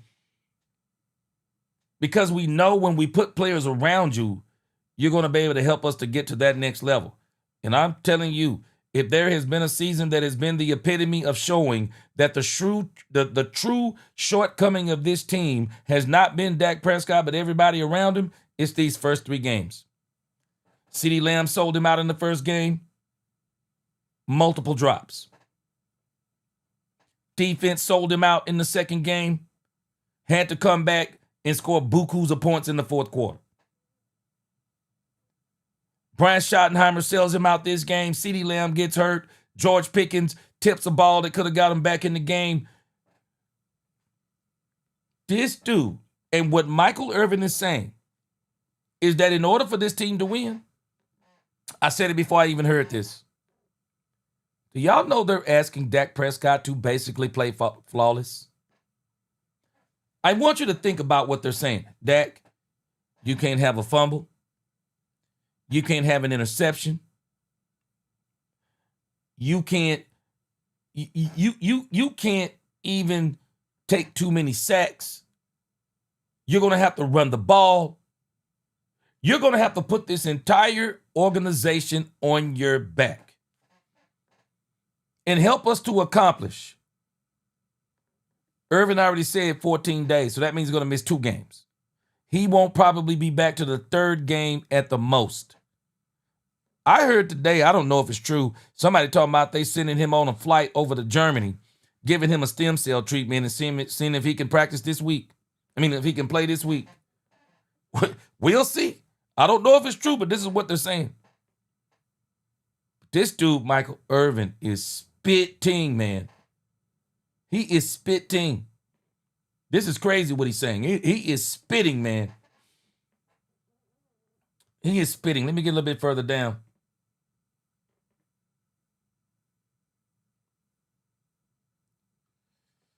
Yeah, Big Rombowski, you make a great point. Shotty and Flus have the Cleveland Green Bay tape to break down with how to beat Green Bay. Of course, I've got low confidence. He said, of course, I got good. I have low confidence they'll come up with ideas and strategies from watching the tape. I think they will. I think they will. I'm telling you, I think this Green Bay game going to be closer than a lot of people think. Prime said, thanks for the reminder, G. We do have a lot of talent injured. Yeah. I'm telling us. I think this Green Bay game going to be closer than everybody thinks. I do. I think we're going to be closer than everybody think. This is one of those types of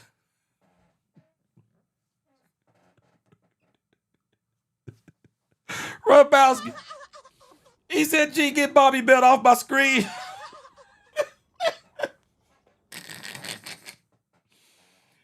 Brandy, she said, what's up, Brandy? She said, G, I love your positivity. Brandy, I still think we're in there. I do. Man, I'm telling you, these Cowboys are weird to me. They got to break this stuff. The Cowboys will win games you don't think they should win, and they'll lose games you don't think they should lose. Brian has got to break this. He's got to figure out a way to break this. I got a strange feeling the Cowboys are going to play a whole lot better. They're going to play a whole lot better. And Green Bay got to be real careful coming up in here because Green Bay probably think they're coming in here to tear the Cowboys up. I got a strange feeling they're coming in here thinking they're going to tear the Cowboys up. And the Cowboys are saying, bring it on. The Cowboys, I think they've been ready for this game. I think the Cowboys are ready for this game. Because as much as Michael Parsons, quote unquote, is mad at the Cowboys for the unanimous decision, man, let me tell y'all something. Sometimes we disregard other things that the Cowboys may be thinking. The Cowboys may be thinking, we're glad you're out of here with your stinking podcast and some of the things you said in the past. Yeah, we're going to take it out on you on the field. Man, let me tell you something. I am not going to be shocked. They're going to be coming right at Michael Parsons. They're going to be coming right at him. They're going to run at him. They're going to figure out ways to block him. Hunter Lipke. Rather than a linebacker spying the quarterback, Lipke, we want you to spy Michael Parsons. We want you to spy him. Anytime you see where he's coming from, because they're going to send him from different directions, we want you to step up in there and pile drive him. Man, people better stop thinking that it's always one way. These Cowboys are glad he's out of here, and I think they're going to be after him just like he's going to be after them. I think they're going to be after him too. I think the Cowboys are going to try to make it their business that he don't get one sack. And it's strange to me. Everybody keep talking about Michael Parsons and this, that, and the other. This dude had 0 sacks against the Cleveland Browns. People going to find out the hard way. People going to find out the hard way. Everything ain't always like people try to make it. But nevertheless, man, I got a feeling the boys going to play this game. I don't think they're going to lay down for the Green Bay Packers. I don't think they're going to lay down for them. Dak Prescott is going to do it. I believe he's going to do it. I believe they're going to spread the ball around. I believe they're going to get it. This may be one of them games how Dak Prescott went up to Pittsburgh last year. Jalen Tolbert had the game of his life. Rico Dowdle had the game of his life. Dak Prescott had a really good game. He got a little too greedy sometimes and threw an interception, but it came down to the wire. I'm not going to be shocked if this game comes down to the wire because I believe Green Bay going to roll up in here all arrogant. And I think they're going to roll up in here and think they're going to knock the Cowboys smooth out. You watch what I tell you. This is one of them games I think the Cowboys got an extra incentive to win. I do. Shoot, I wish it was me. I wish I was Jerry Jones for just a week. I told y'all a story. Let me tell it to you again. I had a cousin by the name of Floyd. And my cousin Floyd could fight real good. I mean, it would take 3 or 4 people to beat him up. Well, I had another cousin, and his name was, I ain't gonna tell you his name. Had another cousin, and we were outside one day, and there was a guy came up, and he had a big old sack of plums. And these were those plums, I'm talking about the real ones that grew in people's yards, not this stuff in this pesticides and all this. I'm talking about that grow in people's yards. He was out there eating them plums, boy, on a hot day, and them plums were looking so good. He told my cousin, he told my other cousin, he said, hey, if you beat up Floyd, I'll give you this whole bag of plums. Well, we sitting there knowing this ain't even possible because Floyd done beat him up before. Yeah, Floyd beat up his cousin sometimes too. Surely, you know, we've seen him beat him up before. Ain't no way he can whoop him for a bag of plums. That's a dumb bet because of basically Floyd when he gonna get the plums. Man, let me tell you something. My cousin beat the brakes off Floyd for them plums. That's how bad he wanted them. Now, it was funny after that. Floyd beat him up multiple times after that. But it's amazing when an incentive will give somebody, shoot, couldn't be me. I'd be off, shoot, man. I'd be offering, hey, man, y'all beat these boys today, boy. I got something for y'all. I'd figure out a way to give it to them. Y'all beat these boys, man. We gonna have a party out of this world. I'd give them something. I would. I'd give them something. NWR, he said, wait a minute. Wait a minute. Somebody said I need counseling talking about OBJ.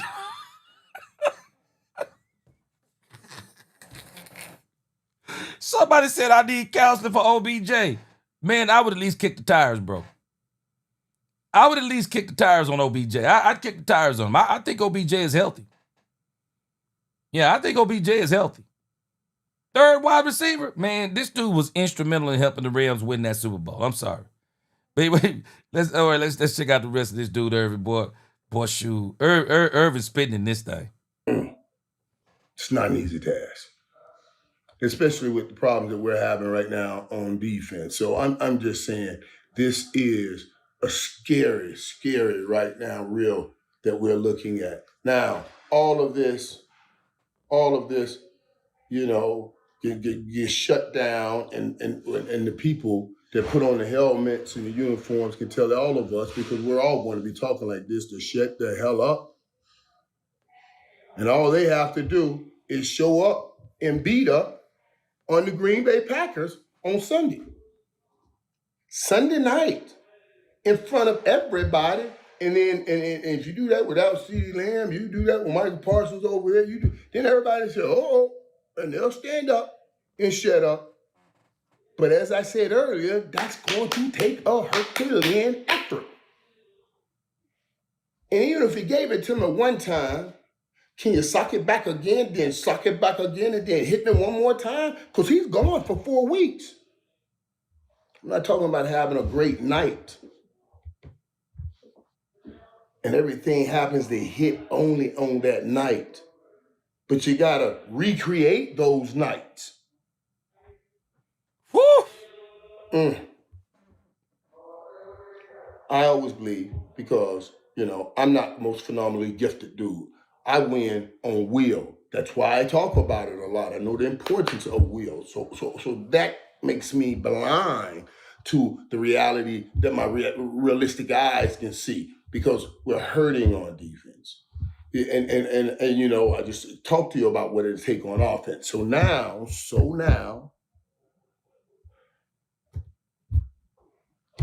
if we're depleting that skill, I just do you understand the kind of will you will have to do for these guys to mount up and win Sunday night? You know, I mess with everybody about my hair. You know, you Stephen A, they all call me, boy, man, cut that hair, cut that. Man, I ain't cutting nothing. Let me tell you something. I tell them I ain't cutting that, and I don't care. Don't worry about what you look like. It's kind of like my, you know, saying some things right now. It's my strength. I walk in a room with old men. They all bald. I got hair. Just kind of mess them up. You know, it's kind of my strength. It's in my head, and mess with my mentality. It's my mentality. You Samson, huh? So you Samson. So I'm sitting here. I'm praying. God Almighty. First, I prayed for CD.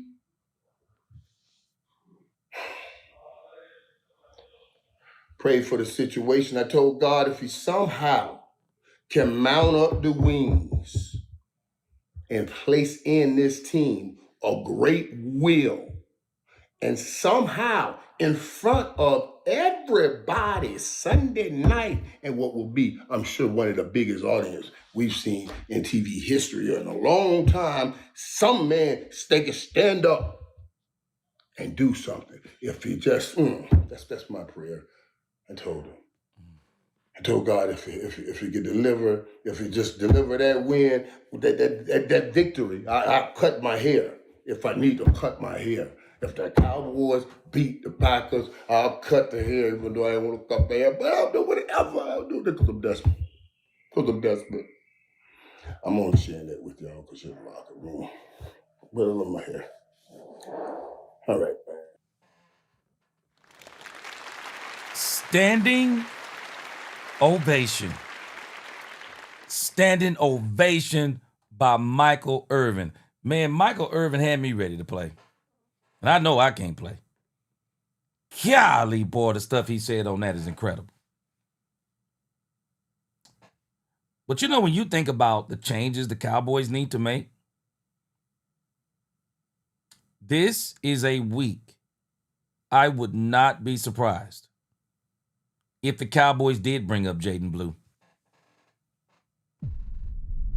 I wouldn't be surprised.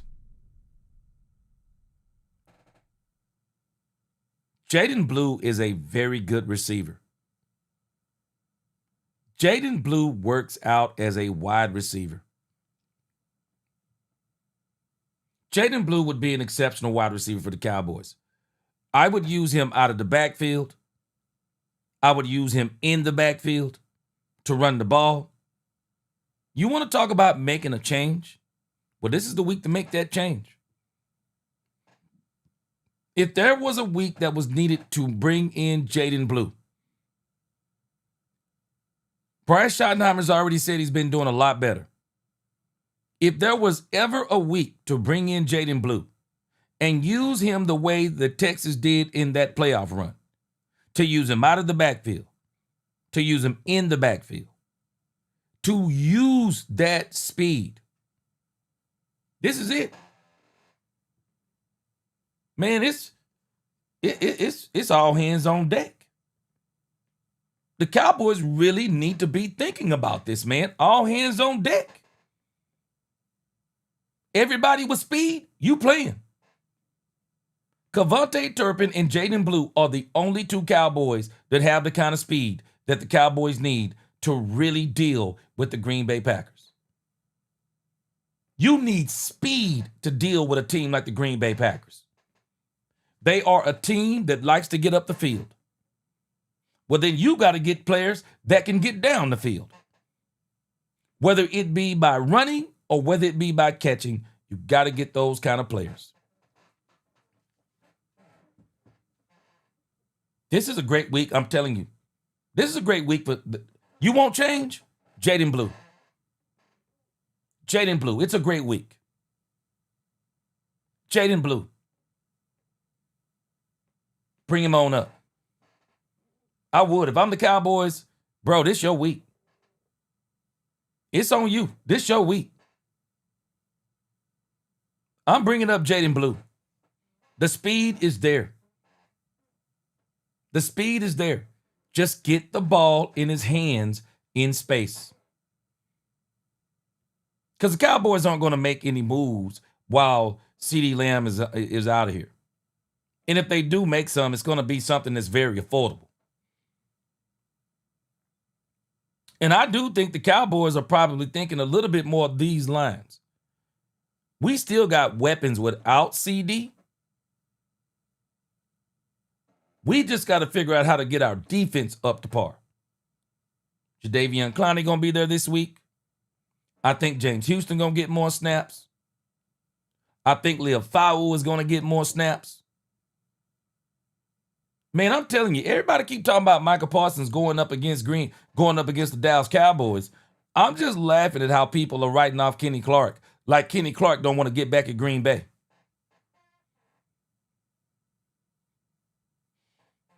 I guarantee you he wants to get back at Green Bay too. I'm telling you, this is going to be a game for the ages. I just don't think they're going to run off on the Cowboys the way people think. The big Rambowski said, to be getting stem cell therapy means it's a far more severe injury than you're leading on. Yeah, they was talking about today he was going to go get stem cell therapy. I don't know how true it is. But they were saying he was going to go get this stem cell surgery and he was going to be able to play. I don't know. Like I said, I'm not really familiar with it. Not really, I'm not going to really jump all into it because I'm just not sure if that is something that is actually true. But that's what I'm hearing. Yeah, that's exactly what I'm hearing. All right, let's see. Let's do this last segment, then we're going to get out of here for the night.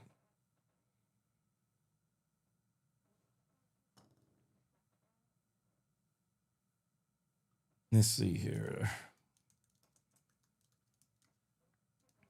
But again, man, I got a feeling the Cowboys going to get up for this game. I think them boys going to get up. I really do. I think the Cowboys going to get up. All right, let's listen to this last segment from Stephen Jones, and then we're going to close out of here tonight. We bring to you Dallas Cowboys Executive Vice President Stephen Jones. Good afternoon, sir. Good afternoon. Now, I know CeeDee Lamb afterwards was talking about, hey, I feel like I can be ready for the Green Bay game. Absolutely, for sure. Is it just too early to say that, or do you feel optimistic about that possibility?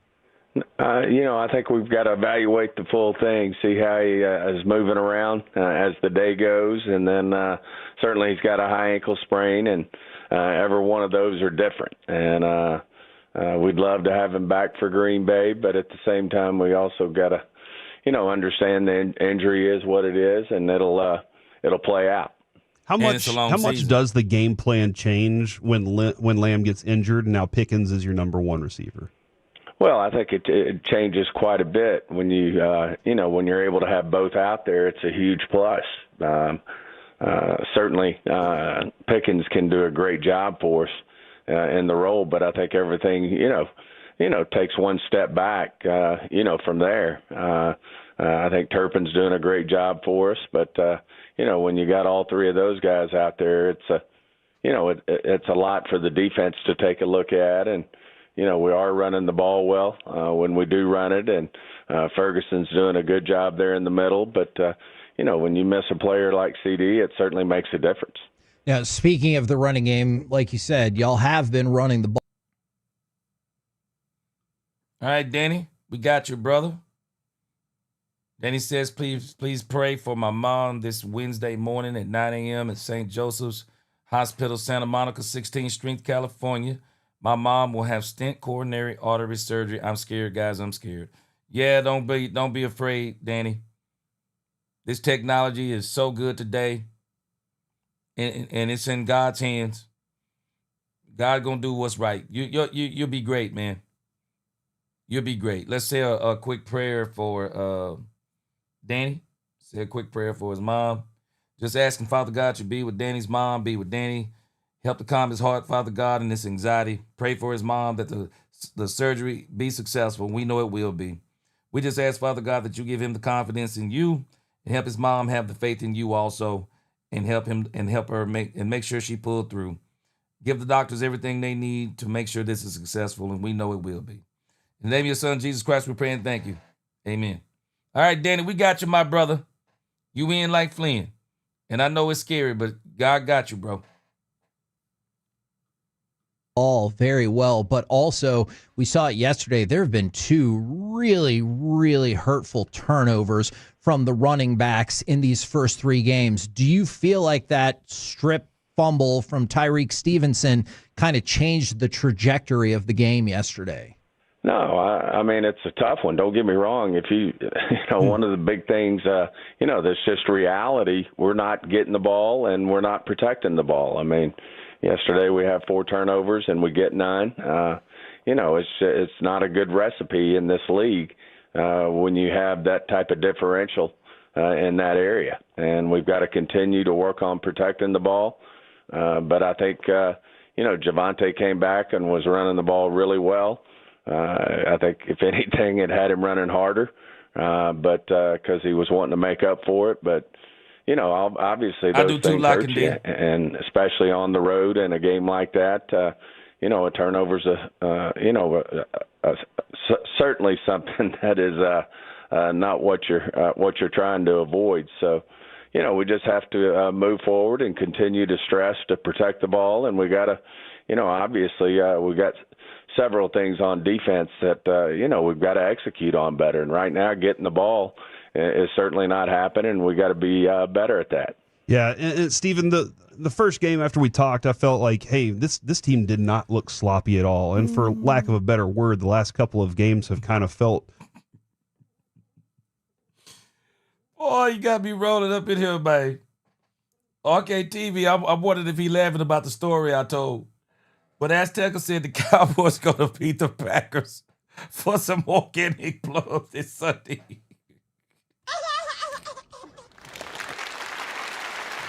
Boy, you got me. Oh, I'm rolling, boy. Man, I'm telling you, I be giving these boys some kind of extra. I be giving these boys some extra incentives. That's all I'm saying, Daniel Hill. I would be giving my team some extra incentives, boy. Boy, I'm telling you. Boy, I'm telling you. Shoot, y'all win this game, boy. Man, I'm going to figure out a way to do something for my team. Shoot, we celebrating or something. Big Brombowski said the one thing I be looking for, G, is does Shotty actually look to run the ball directly Michael's way? Can you imagine if that doesn't happen? If it doesn't, then Shotty's in a serious old mind head coach. I think he's going to run at him. The question is, the Green Bay Packers have been doing some very unique things. They have been having him lining up on the edge, and then they've been having him stunt in the middle. So it's just a matter of how are they going to do it? How are they going to do it? I mean, I don't think the Green Bay Packers are just going to line him up. Right now, we're vulnerable in the middle, man. No Tyler Booker. No Cooper BB. Shoo. Woo. Man. RKTV, he said blue is our wild card. RKTV, you want to make a change this week? You want to make a change? Bring up Jaden Blue. The dude got speed. Bring him up. Bring him up. This is the perfect game to bring him up. Bring him up. There's no point in a game like this. You got to do it. Derek G, appreciate you, man. I'll see you tomorrow. We'll be back on around 4:30. All right, let's listen to the rest of this, and then we're going to get out of here, too. Pretty sloppy defensively. Do you think that's a fair use of that word? Yeah, I don't know if it's sloppy, if it's lack of execution, but we're certainly, I don't think Salute this is something where you look at it and say, hey, it's personnel issues. I just, right now, we're not executing. We're not getting the job done, and we're giving up way too many explosive plays. We are getting them in third downs at times, but then we're not executing on third down. I see you, Derrick Rose. This is just something that, we've just got to be better all the way around on defense in terms of executing. And I think that's a big part of it right now. And I just want to make sure I heard the first part of that correctly. You do not believe it is talent or personnel issues that have led specifically to some of these problems? No, I think this is certainly it's execution. I mean, you always want your best guys out there, but that's no excuse. We've got to go out. We've got to execute. Everybody, all 11 have to, execute their assignments, and good things will happen. But right now, we're not getting that done. We're giving up way too many explosive plays. We're not getting the ball, and we're not making the plays we need to make on third down. I've heard this mentioned multiple different times, Steven, so I was kind of curious your thoughts on it. How much does 3 straight different defensive coordinators in 3 straight years do you think affects the way things are, especially this early in the season too? Yeah. Yeah, I mean, we certainly believe that we're going to go chop wood and get back to work, and we're going to execute better with each week. I mean, there's no question. I mean, you don't get around that you've had 3 straight coordinators, 3 straight different coordinators, and, we just have to work through that. It happens to teams. Teams get new coordinators, and ultimately they can go out and execute and play good defense in this particular case. But we've got a lot of work to do here. The other term that keeps being brought up, I mean, through the game and afterwards is not enough pass rush, and they keep bringing up Micah's name. Do you think Micah would be the difference for this defense right now and this team's current record? Good morning, I'm worried about the guys who are on this football team, and we've got to figure out how to execute, play winning defense, and make it happen with each week with the guys we have. I mean, every team has challenges with injuries, with different things, and that's no excuse. We've got to go out. We've got to execute the defense, and I believe in Coach Schottenheimer and Coach Eberflus. He's been successful in this league, for many, many years, and I believe they'll get the job done. Now, one of the people that is on the roster, you talked a lot last week about the ramp-up process for Jadeveon Clowney. I know, obviously, he was inactive yesterday, but do y'all think he's going to be on track then to play against the Packers? Yes, fully expect him to be ready to come in and help. And, we're going to look at, obviously, be looking at this film very closely and, seeing exactly where our shortfalls are and seeing where we can do some things differently to have success. And I certainly believe, we've got the coaching staff and we've got the players to execute and play good defense. Can you walk us through, like, historically or going into the hire, what is it about Eberflus's track record that made you believe to begin with that he was the right guy for this defense? Yeah, I mean, obviously he went on to Indy, was named coordinator from his time here in Dallas. He did a lot of great things here under Marinelli, and then, he had top-of-the-line defenses at Indy to a point where, this league seems to go with offensive coordinators as head coaches, but he made an impact in Indy as a coordinator there and had all top defenses. And then,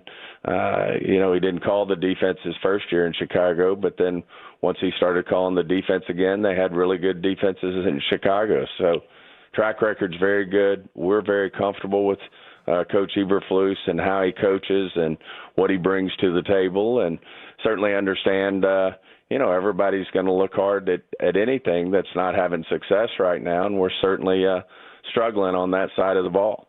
Trayvon Diggs has had his own series of struggles this year. I know he popped up on the injury report, and then he got hit in the shoulder. I know he went back in the game. For everything you know, Trayvon Diggs is coming out of that game feeling all right? Oh, yeah. I mean, he's obviously, had a shoulder issue there when he made the tackle out in open field there. But, this is part of the game. I mean, it's a violent game out there, and certainly, guys get beat up during the course of a season. And, he did, came out of the game there for a little bit, but went back in and everything checked out. And, he came back out and finished strong. When you talk about the defense executing better, how high up on that list is the tackling? Because there was one play in particular where I know Kenny Clark got dinged up for a second, but there were at least 3 to 4 missed tackles on that play. How concerning is missed tackles early in the season? I think there's a fine line there between, wrapping up and tackling and punching the ball out. And certainly, we're stressing turnovers and getting the ball, and we want to punch the ball out. But sometimes you sacrifice a little on your tackling accuracy when you go for the punch outs. And that's certainly something I know they're going to continue to look at, the give and take that comes with that. But as you've watched the games, when these defenses go for the punch outs, they're not wrapping up. They're slamming down on the ball and trying to get the ball out and not necessarily wrapping up and, taking the runner to the ground. So there's a fine line there. But well, I tell you what, Hutchinson did it tonight.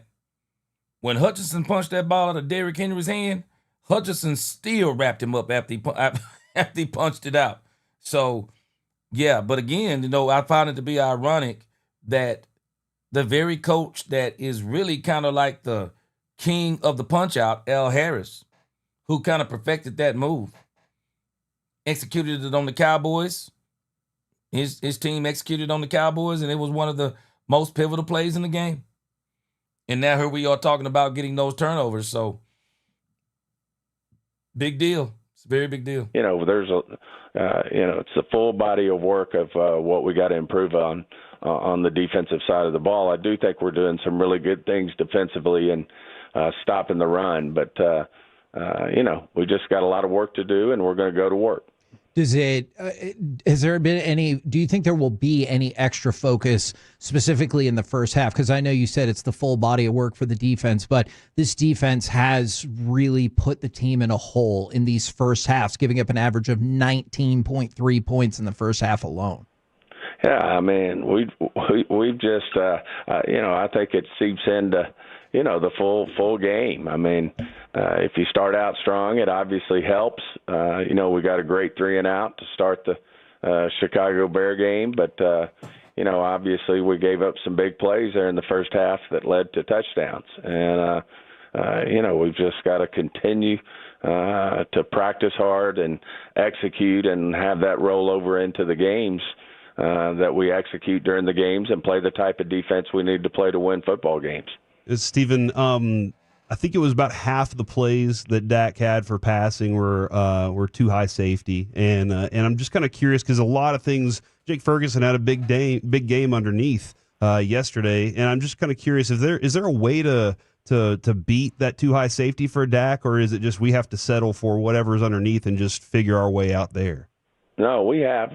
Certainly, we feel like we can beat too high safeties for big plays. It certainly helps when you game plan with CD being in the game. Mm-hmm. So we were kind of taking what they were giving us there. But we certainly have too high coverage beaters in our offense that we feel good about, and at the same time, we can execute. And as you said, Ferguson had a real nice game there underneath yesterday. I do feel like we're running the ball well. Yeah. And we're going to get our opportunities to make our own explosive plays. Yesterday after the game, Jerry did say that he still believes this is a playoff team. And I don't necessarily need you to speak for Jerry on this, but if that's the belief within the walls of that place, is it because there's still a lot of season left, because you see some growth? What are your feelings on what he said there? Oh, I do. I mean, that's why we're in the business for is to get in the tournament. And we've got a lot of work to do. We certainly understand that. We think we've got a lot of good things that are going for this team. And we do think we should only get better as the season progresses. And, one of the guys in the locker room said, hey, this is a 17-round fight, and we're only in the 3rd round. So we've got obviously got a lot of work to do, but we feel like that with this coaching staff and with this group of players that we'll do the things that we have to do to be successful. When you talk about a lot of good things to take away from this team so far, obviously a lot of fans are looking for positives today. I know you talked about the positivity of doing well against in the run defense and then doing well running the ball. Are there any other particular aspects or players or anything that you're like, hey, this is working early on? Well, I think we can move the ball, throwing the ball. I think Dak's having a great year so far. I mean, that was unfortunate on the pick to Pickens, where it unfortunately bounced up in the air off his hands. But, I do think we can move the ball against anybody. And I do believe that, we're going to do the things that we have to do to execute on the defensive side of the ball, especially in the back end, to make the plays we have to make to have success. I know there can be a fine line between showing that passion and maybe going too far. I appreciated how frustrated George Pickens was after that interception. Any issue with like the slamming of the helmet or anything like that? I mean, that's something that Coach Schottenheimer addresses with the players. And like you said, he's an emotional guy. We've had guys like that here before, whether it's Michael Irvin or, Des Bryant. All those guys showed emotion at different times, and they're competitors, and they want to win. And when they make a play that they're not happy with, and a lot of emotion comes out, and certainly that's part of it. And Stephen, before we let you go, yesterday Mozzie was active. Was there a particular thing that he had done that was necessitated him being activated? Well, Coach Schottenheimer stresses, that we compete every day, and when he wasn't active the first 2 weeks, he's really been practicing hard. And we just felt like he deserved the chance to go out there and play, that he had practiced really well. And I think he'll continue that. I think the competition's good in there, with the tackles we have, and I think they'll continue to work at it. Thank you very much for the time, good sir. We appreciate it. We'll catch up with you again next Monday. I'm not buying the Mozzie Smith conversation. Yeah, I'm not buying the Mozzie Smith conversation. I think that's just one of those things where the Cowboys basically said, you know what, we're paying him I mean, we drafted him. He was a first-round pick. We just don't still want to be wrong on this guy, and they let him come in, but I don't really see anything that he did. I don't see anything that he did. Daniel M., I'm with you, though. Daniel M. said he believes the Cowboys can pull it together. I do, too. Sometimes, man, it's a game like this that'll make you. It's the magnitude of the game. Your backs are against the wall. And it's games like these that will galvanize teams sometimes. We're going to see what happens. I think it's going to be a great game. It's Sunday night. It's going to be the last game of the day. It's going to be a big game for the Cowboys. Michael Parsons will be back in Dallas. But the part that I think people are underestimating is that Kenny Clark is going against his old team too. And I think Kenny Clark's going to try to get after Jordan Love. I really do. I think he's going to get after him. I think Oso Digizua, between Oso Digizua, Kenny Clark, Jadeveon Clowney, I think it's going to be a great night for the Cowboys defense. I think we're going to be surprised. The move I also think they're going to make defensively, I think Maurice Leofau is going to be out there playing. I also foresee now that we're going to have Deron Bland back. I think the secondary is going to look better with Deron Bland. I think the Cowboys have missed Deron Bland last week. So I think they're going to look better with Deron Bland in. I can also see situations to where Donovan Wilson and Malik Hooker are not going to be. And I'm thinking maybe that's what Brian Schottenheimer was setting this up for. Maybe he praised them because he knows doggone well that he's getting ready to replace them. Maybe this is what he's doing. But I do think we're going to see more Marquise Bell and Wanye Thomas. I do.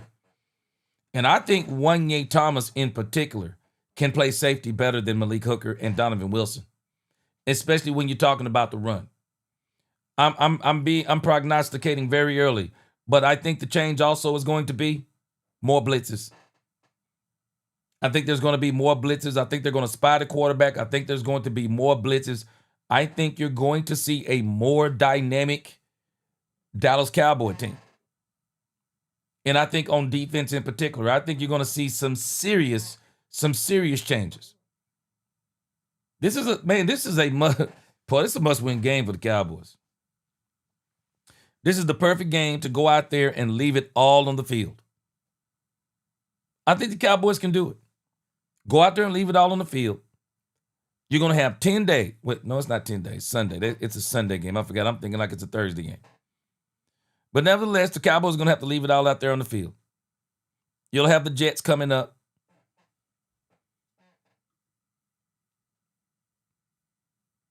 Let's go back and look at this crazy thing.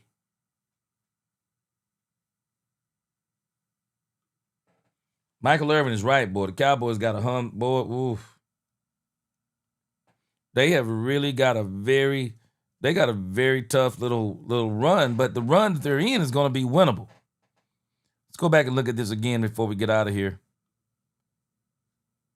I think the Cowboys can produce within this run. The Green Bay Packers, they win this game. You got the Jets. You got the Panthers. I think those games are winnable. Washington at home, I think they're going to beat Washington. So you got 2 at home, 2 on the road. The Denver game is going to be it's going to be a monster. But I think they can beat the Arizona Cardinals. So the Cowboys will have a bye week. So the Cowboys right now are 1-2. They are 1-2. They got 6 games to go. So that's a total of 9 games. The Cowboys have got to figure out a way to at least, I say at the very least, the Cowboys need to be no worse than 5-4. I know that's 5-4 at the least. They've already lost 2. If they can win these 4, and I'm telling you, if they beat Green Bay, I don't see why they don't beat the Jets, the Panthers, and the Commanders. That right there would be a nice little 4-game win streak. That'll get you to 4-2. The Denver Broncos are going to be a tough out. But I think they can take care of business on the Arizona Cardinals. I see no reason why the Cowboys can't be 5-3 or 4-4. I'm sorry, 6-3 or 4-4. No, 6-3 or 5-4. That's what I mean. I don't see any reason why the Cowboys can't be 6-3 or 5-4. If they can make it to that point by that time, Overshown will be back. I think the defense, CD, all these guys will be back. Tyler Booker, all of them will be back.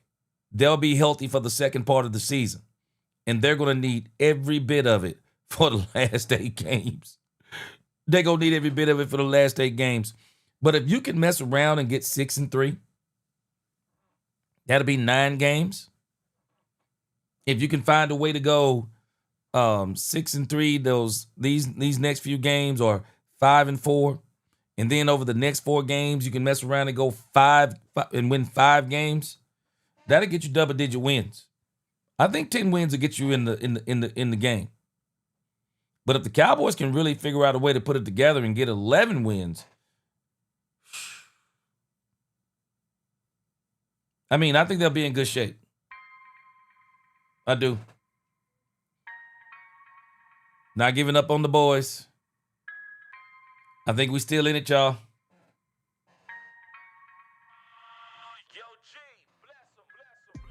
I think we still in it.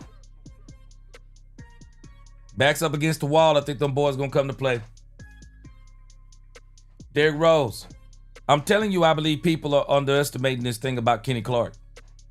We keep putting all this Otis on, all this, oh yeah, Michael coming to Dallas. Yeah, Green Bay coming to Dallas too. And Kenny Clark is waiting. Esther Johnson said our defense looks a mess. Diggs needs to go. I do think, again, Deron Bland coming back is going to help us. I think the Cowboys can get Trayvon Diggs back to around 27, 28 snaps. I think they're going to be good to go. Daniel Jones said it's on Sunday Night Football. Yeah, it's going to be off the chain, man. Derrick Rose. I told my wife last year, and I tell her all the time, the NFL is a battle of attrition. Whoever can be healthy down the stretch, those are the teams that can get on the runs. The Cowboys have gotten a little banged up early. If the Cowboys can get healthy by this mid-season, coming out of that bye week, I think they can knock the Raiders off, knock the Chiefs off, knock the Eagles off. I think they'll be in good shape. Cowboys going to be good. They're good to go. Danglim said if you got the 4-2, that's an improvement. I think they can. The Green Bay win would be the Green Bay game is the key. I wish they would have stole that Chicago game, because that Chicago game would have really gave them a lot of leeway. Derrick Rose said 5-4 is doable. Yep. Catlin Lockhart says, I want the Denver game. Dak needs it. Only teams he's haven't beat. Yeah, it's going to be good. Big Rumbowski, Denver's gotten off to a slow start, and Bo Nix is struggling a bit, so there could be a glimmer of hope for the game too. Big Rumbowski. Let me tell you something. Big Rumbowski, that sophomore slump is undefeated. Bro, you can come up in this thing on your rookie season and people will think you the best thing since sliced bread. These teams get tape on you. They see you the next time, you don't look the same. Kayla, that'd be great. 5-1 would be awesome. Derrick Rose, you saying something. They need a basketball score in order to win. They're going to have to put up 30-plus points. In order for the Cowboys to beat Green Bay, it's going to have to be 30-plus points. And I think they're going to have to take ball control. Yes, sir. Lil D said we're breaking all the rules of the football Bible right now. Baptize us with a win. Yes, sir. Robert Davis said Michael is making the Green Bay Packers defense look great. The Packers defense is making Michael look good so he can be great. I agree. After Dallas wins Sunday night, we will expose Michael for what he really brings to the game. Well, I can tell you this. Cleveland did a number on it. People can say anything they want to. Cleveland did a number on it. There's a video floating around out there. Boy, there was a running, I think it was the running back. Boy, he knocked Michael Parsons silly. Bam Bam said if we are full health with Agent Zero, CD, and Revel, by that Broncos game. I think we're really going to compete in the stretch. I do too. We just got to make it to the stretch. And make it to the stretch and not be 4-5 or 3-6. We got to crawl and scratch our way to 5-4, 6-3. We have to. I mean, shoot, even 7-2 would be great. Catlin said 1 or 2 teams Dak hasn't beat. All right, Daniel M. He said, gee, it's a good thing that I joined the congregation because I was Jerry's for the last 7 years when he fired me because he told me I wasn't smart. The insanity of that man, gee, shoot, man, let me tell you. Jerry needs an advisor outside of that team. I think it would be great. Right on said Javante Williams will have 150 yards rushing. Turpin will have 2 TDs. Pickens 120 yards and 2 TDs, and that's how we win. Yeah. They're going to have to utilize everything they got. And I still say bring in Jaden Blue. He's got that speed. Dominique Pittman, what's going on? Oh, yeah, dear Cowboys After Dark, man. Yeah, I'm about to get up off here. I'm going to get me some rest. Got a couple things to do tomorrow, then we're going to be right back at it. I'm going to try to record a video sometimes in the next 3 or 4 hours. What's Cleveland defense ranked? I'm not sure. All I can tell you is they found a way to beat the doggone Green Bay Packers, and it took everything to beat them. Blocked the field goal, beat them. Yeah, Matty Flukes needs to come up with some more defensive plays. I agree with you. Yeah. Appreciate you, Daniel M. Yeah, we doing Monday, Thursday, and Sunday, Dominique.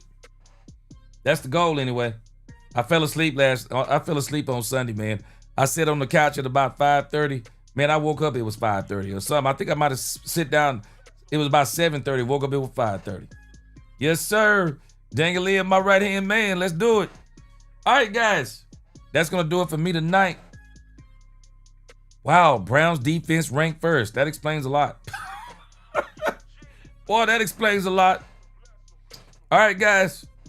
I'm going to go in here and get me some sleep. At least I think I am. And then I'm going to see y'all today around 4:30.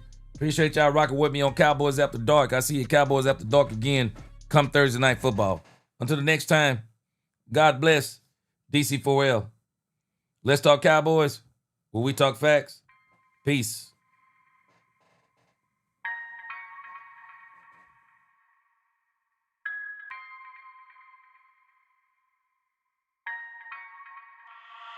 Yo, G, bless him, bless him, bless him.